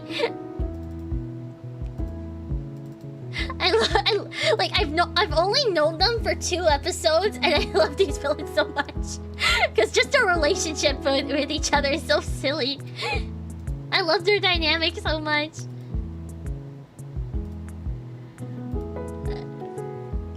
Sorry about that. I want Daifuku to be the mid-season cure. Hopefully, I don't know. I mean, they hinted that Daifuku was like no ordinary rabbit, but in what way, we don't know yet. Hopefully it will hint at something happening, but I don't know. We really don't know.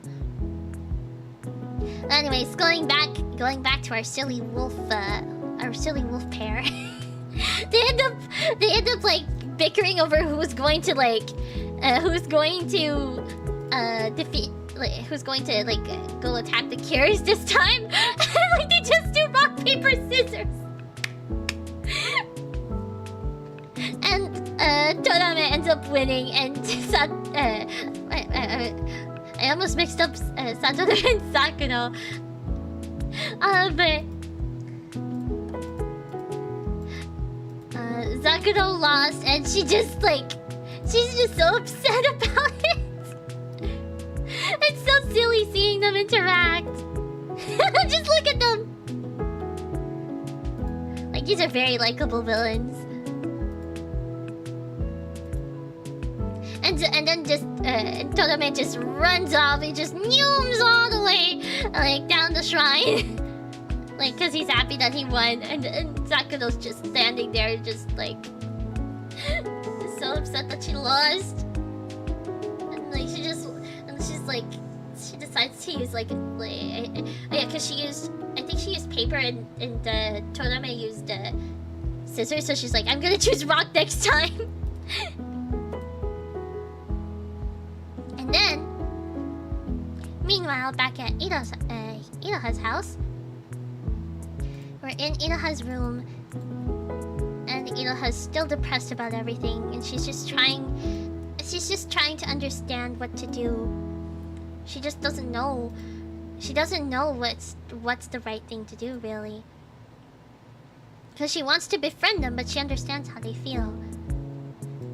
And then Komugi ends up going into her room, and she wants to go for a walk, but Iroha says like it's not the best time to go out for a walk today, especially with all the stuff that's happening outside. And then Komugi ends up switching into her human form, and she just gives the biggest hug to Iroha to cheer her up, and it's adorable. Look at that! Oh, isn't it cute? She's just so supportive. And she's just like, and Komugi's just like, hugs make everything feel, makes everyone feel better.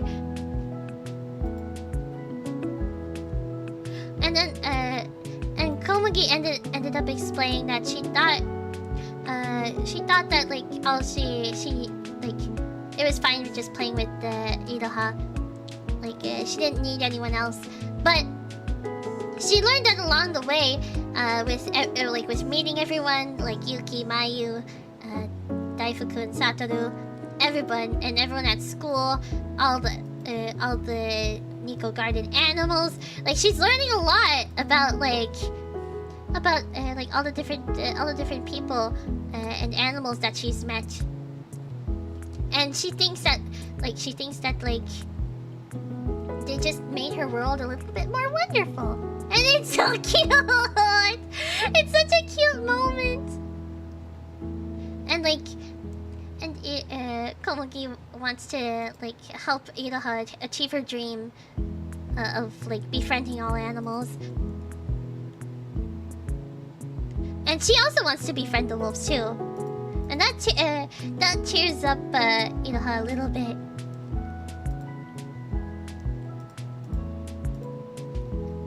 And yeah, and I also think here she had mentioned. I'm pretty sure it was here. I think it was.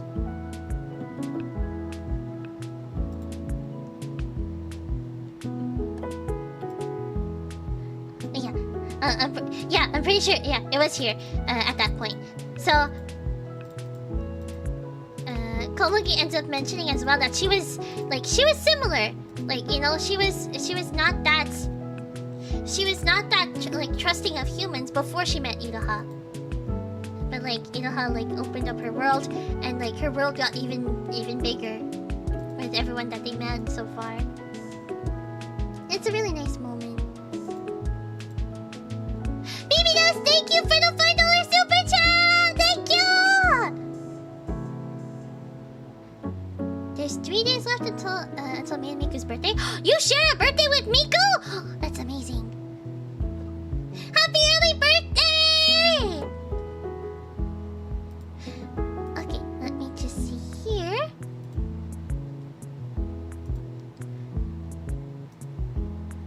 Okay. So then, so Iroha ends up like she's cheered up now, and then Satoru ends up calling her.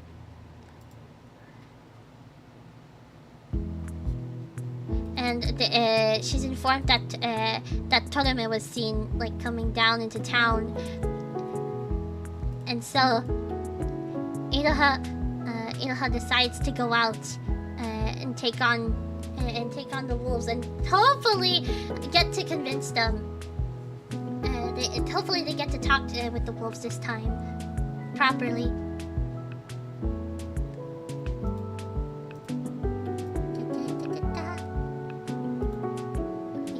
And Satoru also mentions on the phone that he wants it, like he's sorry that like he can't like help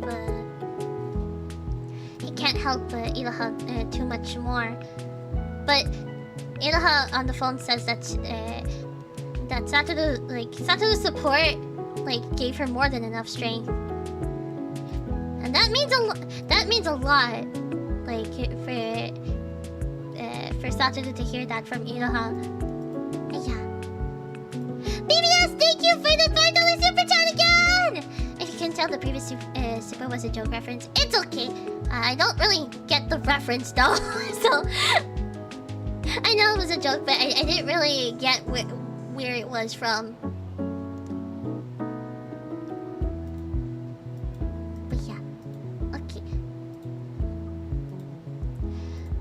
And so, moving on to Yuki and Mayu, they start to hear howling, and that tenses up. It tenses up Mayu a little bit. Madoka Magica. Oh! I know. Okay. I know the reference now. I was confused by Caterpillar, but now I get it.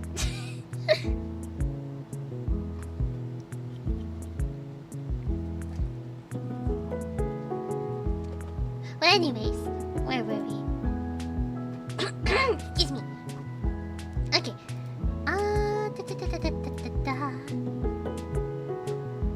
Let me just hear. Oh, there we go. Okay. I lost track of where I was at. But yeah. Then, Yuki ends up talking to Mayu and ends up telling her that, like, she was saved by her, and that, like, and Mayu may be shy at times, but that doesn't mean she's not, like, she's not strong. And, like, it just shows even with her holding on to her, like, to her shiny cat's pact. And Yuki just knows with it, like, Yuki just knows that that Mayu wants to like save the wolves, and like wants to she wants to be able to talk to the wolves too. And then we get this sweet little moment where Yuki ends up turning into her human form. And we get this, it's such a sweet, comforting moment.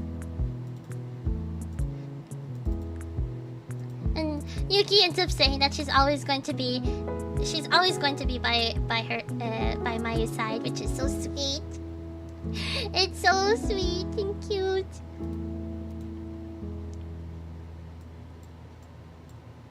And like, I think I remember seeing on Twitter, someone said that basically, and it is pretty true, like the way these interactions are, Komugi and Iroha's interaction is like a little sister comforting a big sister, Komugi being the little sister and Iroha being the big sister, and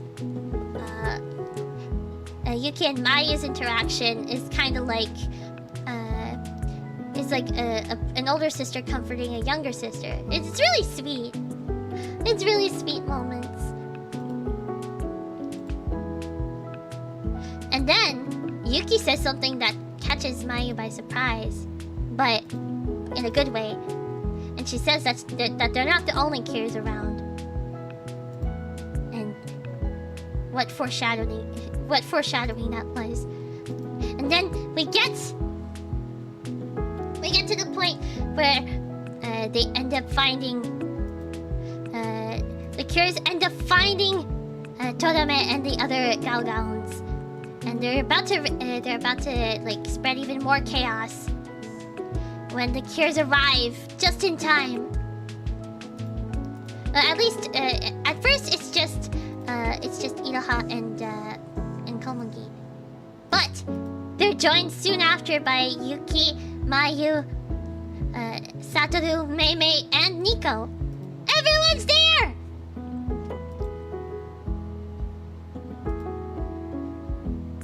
And then Yuki ends up mentioning something that caught me off guard a little bit. They said Yuki ended up saying that they need to work together as an actual team of 4 in order to actually like help save the Galgowns and like navigate through their movements and stuff. And that's when they announced that they're all gonna transport together, and they do! I was so ecstatic when I saw this. Oh my goodness! And we finally get to see their full group transformation, and it's so pretty. The ending pose. Look at that! Look at that! All 4 of them together! Yeah! I was so happy. It looks so pretty too. Like, I love their poses and the backgrounds, like the ribbons. It's so cute. It's so pretty. I love it. I love it so much. It's just perfect. It's so good. I love it so much. And so they transform. And then Todame ends up ordering the Galgons to like attack, And so they try their best to focus. The Cures try their best to focus, and the Galgons are like attacking them, but thankfully they're working together. But the Galgons get a little get the best of them, and so everyone's Mei, Satoru, and Nico are all worried about the Cures. They try their best. They try their best to fight. Well, not exactly fight, but still chase after the Galgons and do their best, and to calm them down, to catch a moment to calm them down. But it's not quite working. And then we see that we all see the Cures on the ground, and Torame just says that they're weak. And this is a bit worrying because if you remember earlier, Nico said that she was technically the one, even though it wasn't directly, she still granted them indirectly their powers, so she can easily take it away. And so she's close to taking their powers away.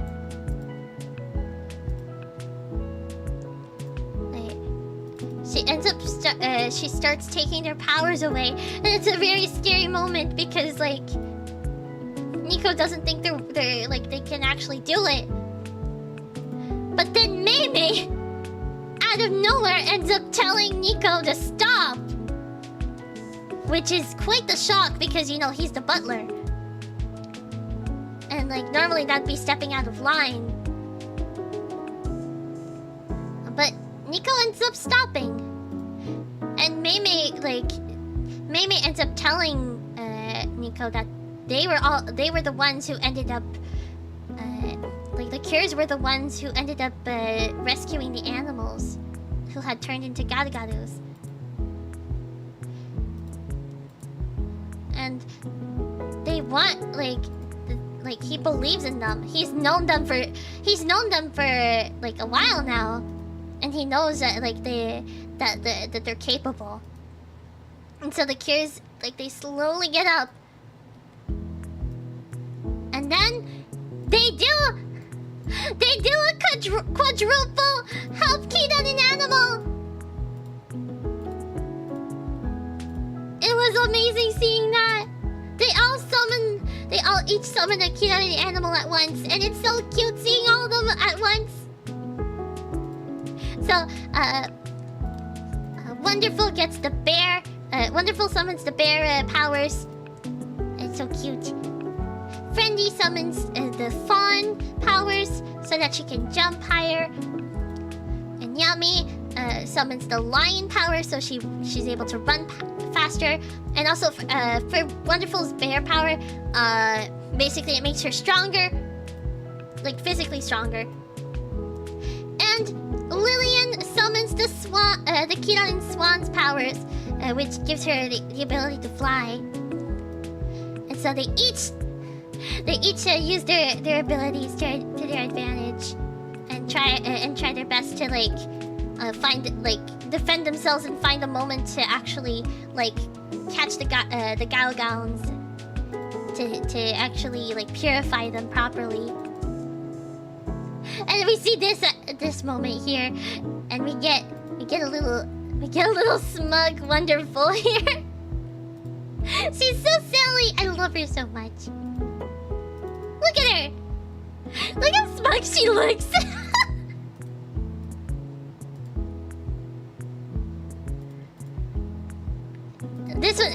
This one is more smug than the other one. Look at her. Look how smug she is. It's so cute seeing smug Wonderful. But yeah, it was a battle scene. Yeah, this is the closest we're getting to battle scenes without them actually hurting the Galgons. And then we see Nyami trying to she's running with another Galgon who's super fast, and then Friendly is trying to catch up with another Galgown. But then Friendly ends up falling, and Lillian catches her. And then we get this little moment. Hi, Onachi, welcome! Now that we've seen a cheerleader that's so smuggy as heck. It's kind of funny because of how silly Komugi can be because she's a dog, you know? Why does love always feel like a battlefield? And yeah, like, and then we get this like little moment where Lillian ends up catching Friendly after she falls. And Nico is witnessing all of this, and she's really impressed. And also the Kiranin animals, not the Kiranin, well, actually yes, the Kiranin animals and the Nico animals are also watching. They're also watching from afar and cheering everyone on. They can see. They're able to see.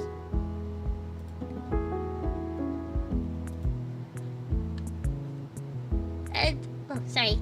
Maybe he's still trying to get Nico to believe in the cures and that they can do it.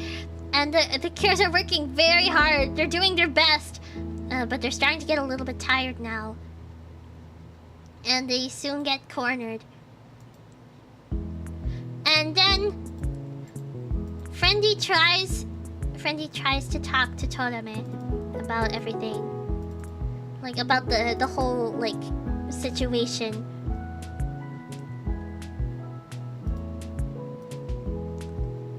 And like she wants to understand. She like wants to understand because she doesn't know the full extent of what happened. But Torame doesn't want to talk to her.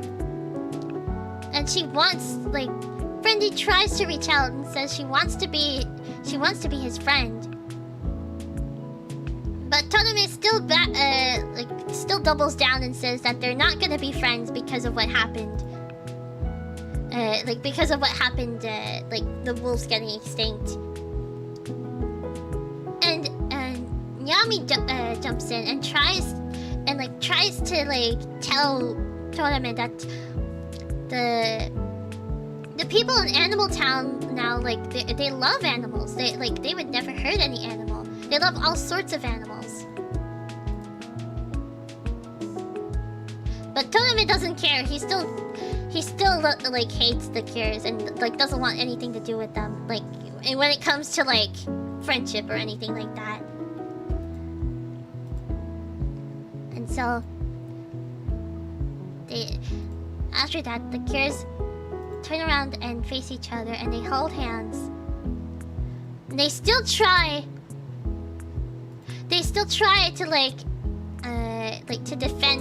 to defend Animal Town, and like how like the current Animal Town is not like it was in the past. And like they basically say like that, like they say what's wonderful to them, like basically all of Animal Town, like how everyone helps each other, all the different kinds of animals, everything that they love, and that things like even if things were bad in the past, it can still be a little, it can still be wonderful again. Things can turn, like things can become wonderful again. And then all of a sudden, Nico has, I didn't notice this detail, but Nico happens to have a little diamond on her horn, and it starts glowing. And the light envelops the cures. And that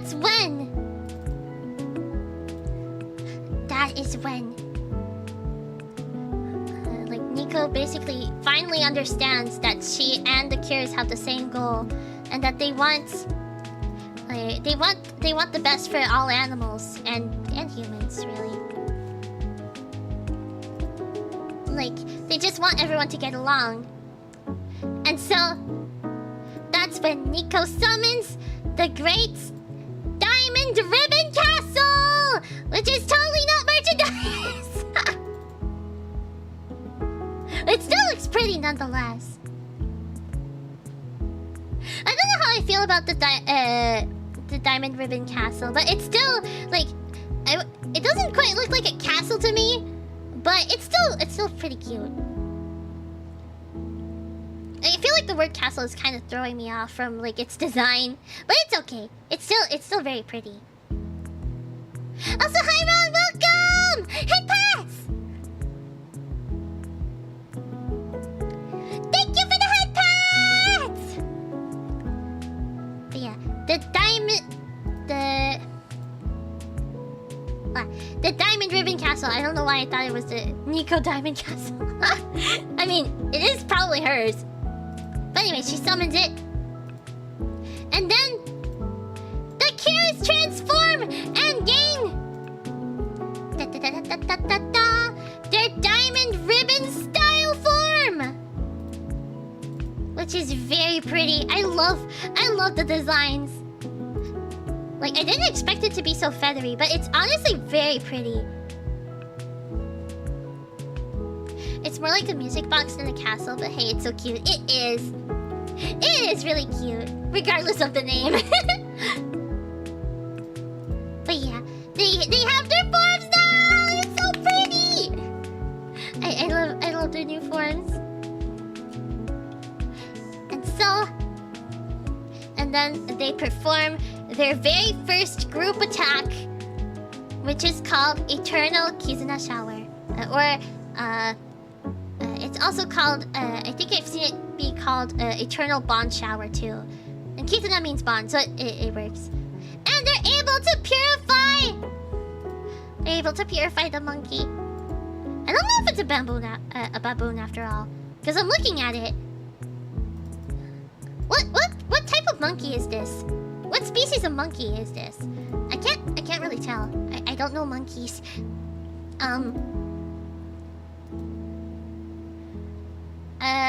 Does anyone know? Because I don't think it's a baboon. It doesn't quite look like one. What? Who knows what this? Who knows what this monkey is? Does anyone know? Because I genuinely don't. No? Okay. I don't know. Snow monkey? Wait, is that actually the name?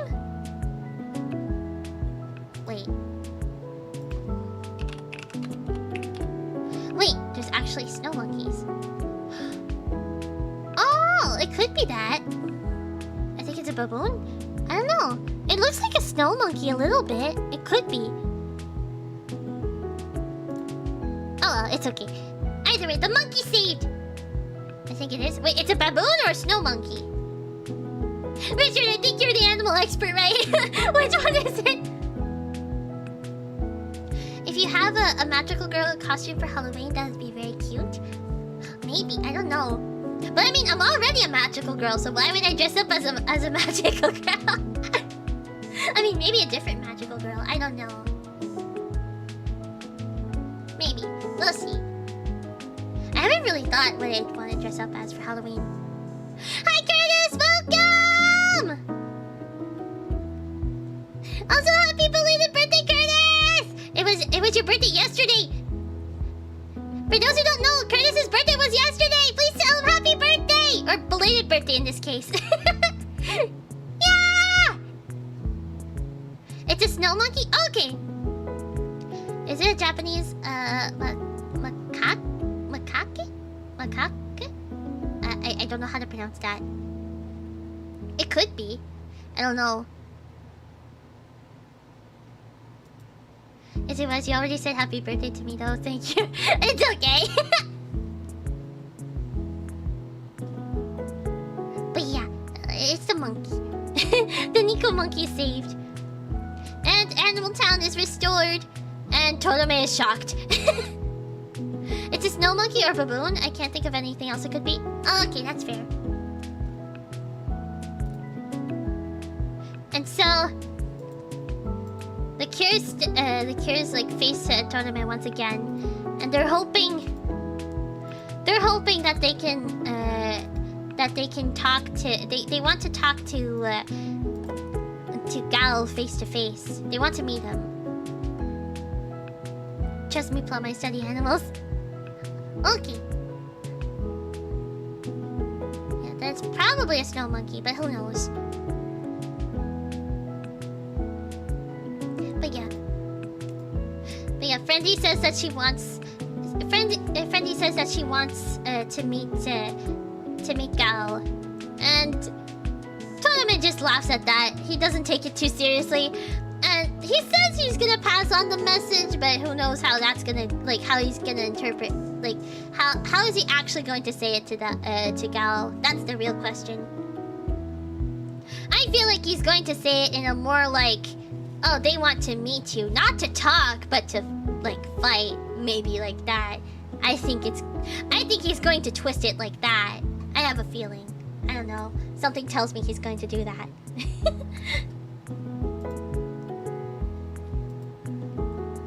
And then Lillian ends up noticing the poor little Nico monkey. He's so scared. He's so frightened. And so Lillian and Yami both bring the monkey home and send him back to the Nico garden. And we get to see... I don't think it's a baboon because... Okay, I'm looking because normally they show the back of the Kidarin animals. Baboons have they don't have fur on their butts, right? Or do they? I don't think it's a baboon. Okay, yeah, it's not... Okay, I don't think it's a baboon. I think it's the snow monkey. Because... there is no indication... Wait, where is it? I had it for a second. Oops, I thought I saved it. Oopsie. Ah! Ah! I'm opening things left and right by accident. Oh no!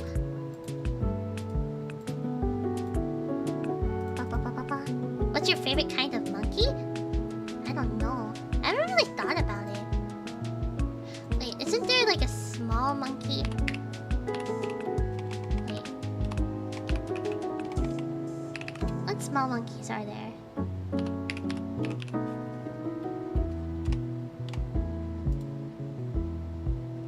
Oh, I'm just looking at... I googled small monkey breeds and they're so cute! I don't really know that many, the names of different types of monkeys. So I can't really say for sure. I can't really say for sure which is my favorite type of monkey. Sorry. I don't know. They are cute though. My favorite is spider monkey? Oh. Wait. Spider monkey. Oh, that's a long tail.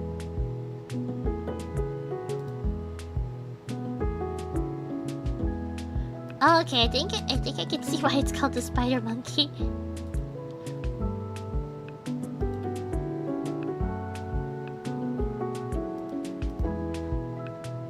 Huh, interesting. Monkeys are cute. The baby spider monkey's pretty cute though.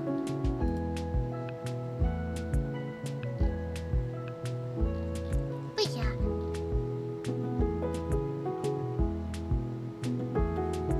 Plum seems like a lion tamarin monkey fan to me. What's a lion tamarin? Lion tamarin. Wow! I don't know. It's a floofy monkey. It's a very floofy monkey. I'm just so scared now, to accidentally use an AI generated image by accident. Cause some of them look real, but then you can kind of tell, and there's some sites that you that are like, I don't know. There's some sites that like are basically like AI. I don't think there's any here. Hopefully not. It doesn't seem like it. Okay. Oh, the little baby lion tamarin monkey, so cute.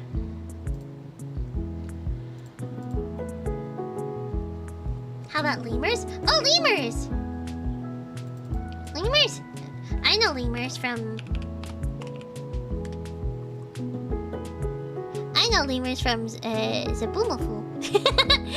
That's where I know them from.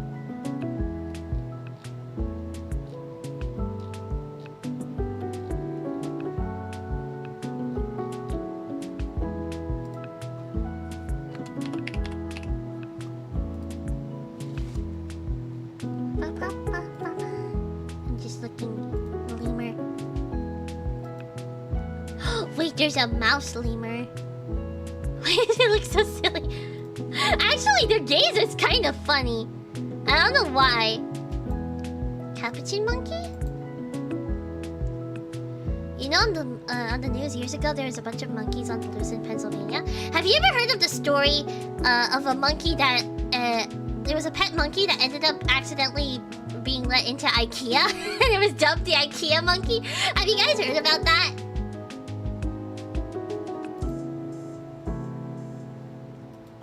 Also, I don't know, I like the way the lemurs just stare. There's something funny about their stare to me. They're just so silly. Well, that's a capuchin monkey. Let me see. Capuchin monkey. Oh, they're cute! They're cute little monkeys. Yeah, I really don't know monkey breeds. Wait, let me just... Okay, this is not a baboon, so I think it's the snow monkey, because you can see... You can see it does not have... It does not have... It has hair on its butt, so it's not... It's not a baboon. Lemurs aren't monkeys, they're primates? Primates? Oh, okay. But that means... Wait, monkeys are also primates, right? So technically, like, they're cousins, right? They're not exactly... Like... They're not exactly related, but they're in the same, like... general sphere, right? Or a proboscis? A proboscis monkey? I've never heard of a proboscis monkey. Also, look how silly the lemur is. Look at its stare. I don't know what it is about. I don't know what it is about the lemur. But its stare is just so funny to me. It's like.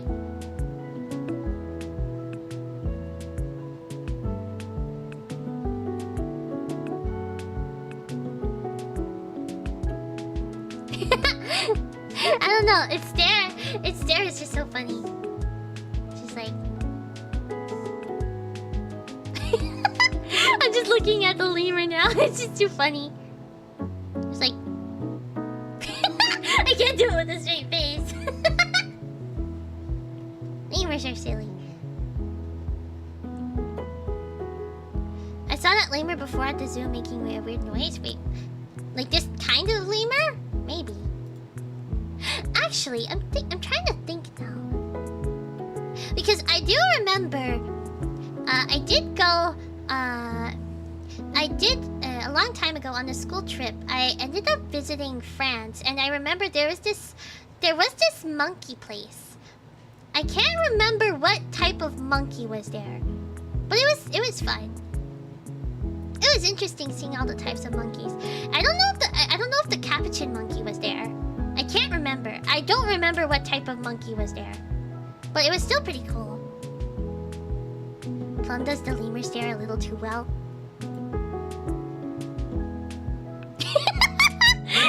I can't help it. It's too funny to do.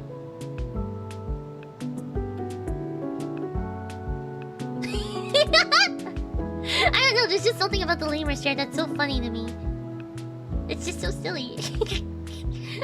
Anyway, let's get back on track. We're almost done with the episode. Where were we? Where were we?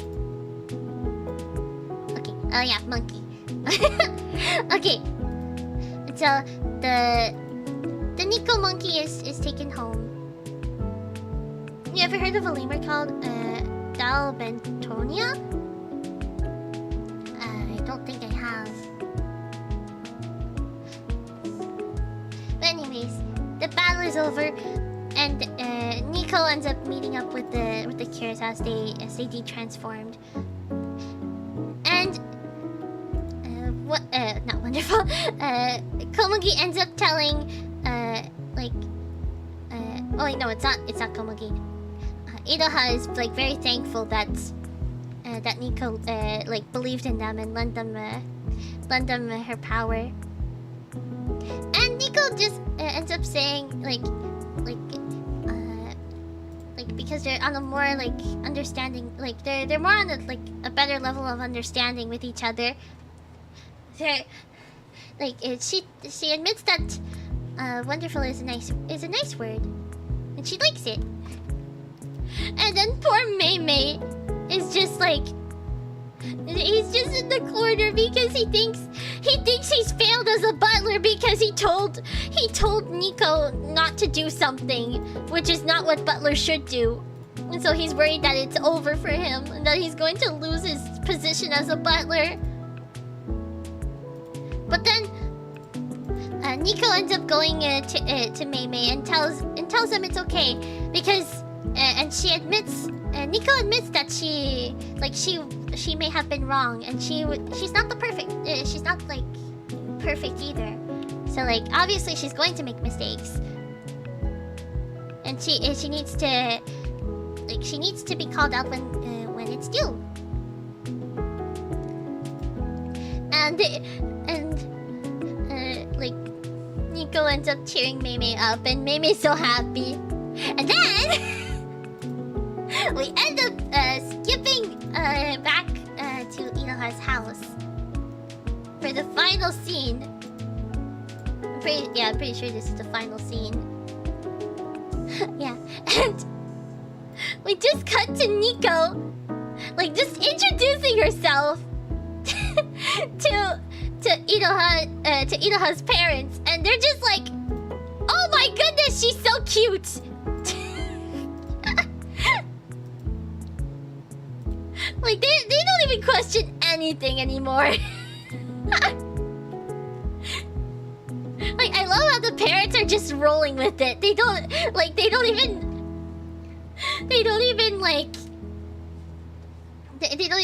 care. I wouldn't even be surprised at this point if like they would find out that they're cures. I mean, like, come on. They found like magical. They're okay with magical creatures. It's bound to happen. They're gonna find out. I'm pretty sure. Like, there's probably gonna be something where they're gonna have to reveal their identities. But yeah. And then everyone's surprised at how well Iroha's parents are taking this. And Mei ended up thinking that Mei thought that Nico would go back home, but Nico's like, nope, I'm living here now. I'm living with Iroha. And the episode ends with Mei in a frenzied panic, as he usually is. And yeah, that's episode 30. So what do you guys think? I honestly loved these last two episodes. They were so good. So much has happened. And we got lore, we got new villains, we got power-ups. It's coming together so well now. And also we got Nico-sama now. We have their new power. The only thing I'm just a little bit worried about, I just hope they still use the Kirarin animal abilities, because I really do want to see Lillian use it more. Please, don't let them just not use the Kirarin animal powers again, like anymore. That's what I meant to say. Please let them use it again. Please don't. I just don't want it to default always to them using. Well, I know it's going to, they're gonna end up using the Eternal Kizuna Shower as their, like, you know, their main attack. But I'm just hoping, I'm just really hoping that they still use the Kiranin animals like powers whenever they can. Because I need to see more I need to see more of Lillian's Kiranin animal sequence, please.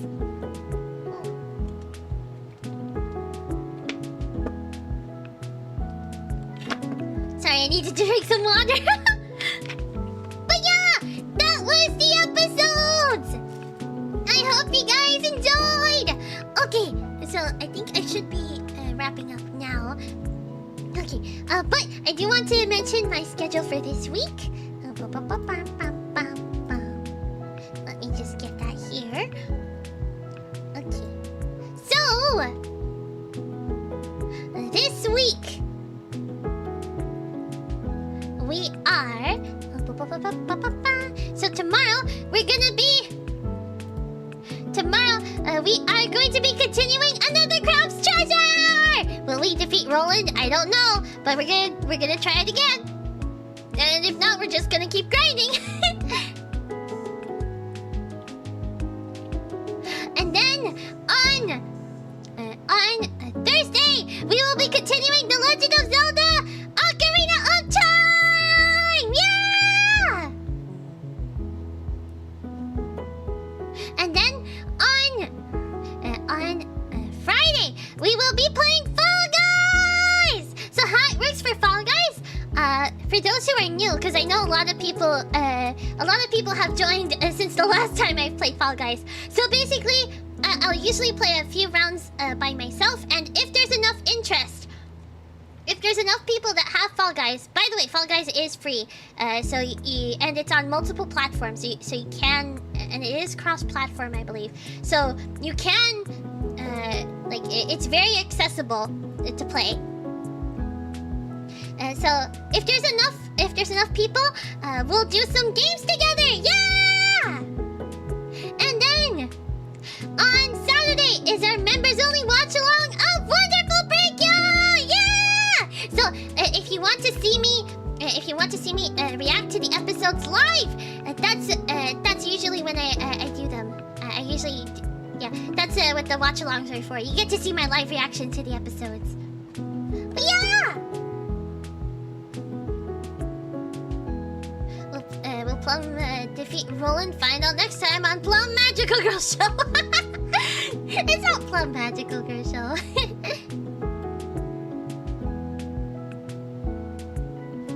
Thank you for streaming. It was sad to see Minato Aqua is graduating. I'll watch her stream later. It's okay. Don't worry, I'm Sweden. But yeah, it is a little bit sad that Aqua is graduating. But yeah. Okay. So, let me just see here. Boop! I've been booped!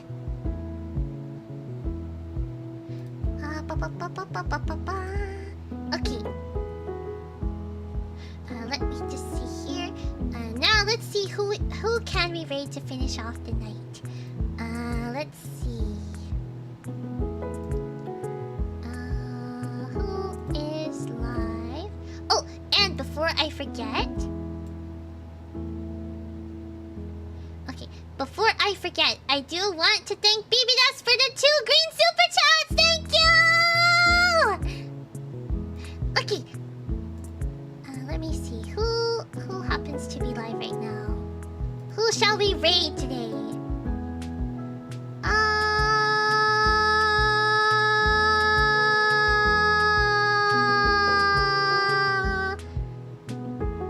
I don't know. Wait, actually, I think I do know.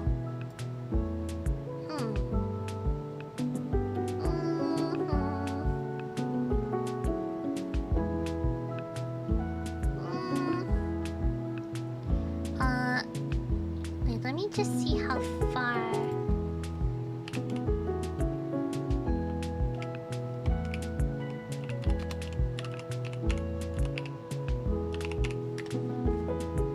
Let me see how far. What? Oh, they just started! perfect because I haven't streamed into them in a while. So we're going to be streaming. Stream. Did I say stream into someone? I meant raid. We haven't raided into them in a while, so we're gonna be raiding into Lumen. Lumen Tsukiboshi. She's currently she's currently playing the Nikkei Evangelion event with Obake Pam. So we're gonna be raiding into Lumen, since I did raid into Pam the other day. So I think it's fitting to raid into Lumen this time. Yeah, since it's been a while since we raided into her, into them. But yeah, okay. So for those who are new, when we usually raid someone, we usually leave them a little message, and that message is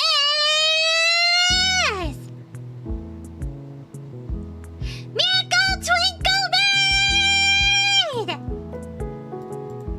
Okay, so we're gonna be raiding into Lumen.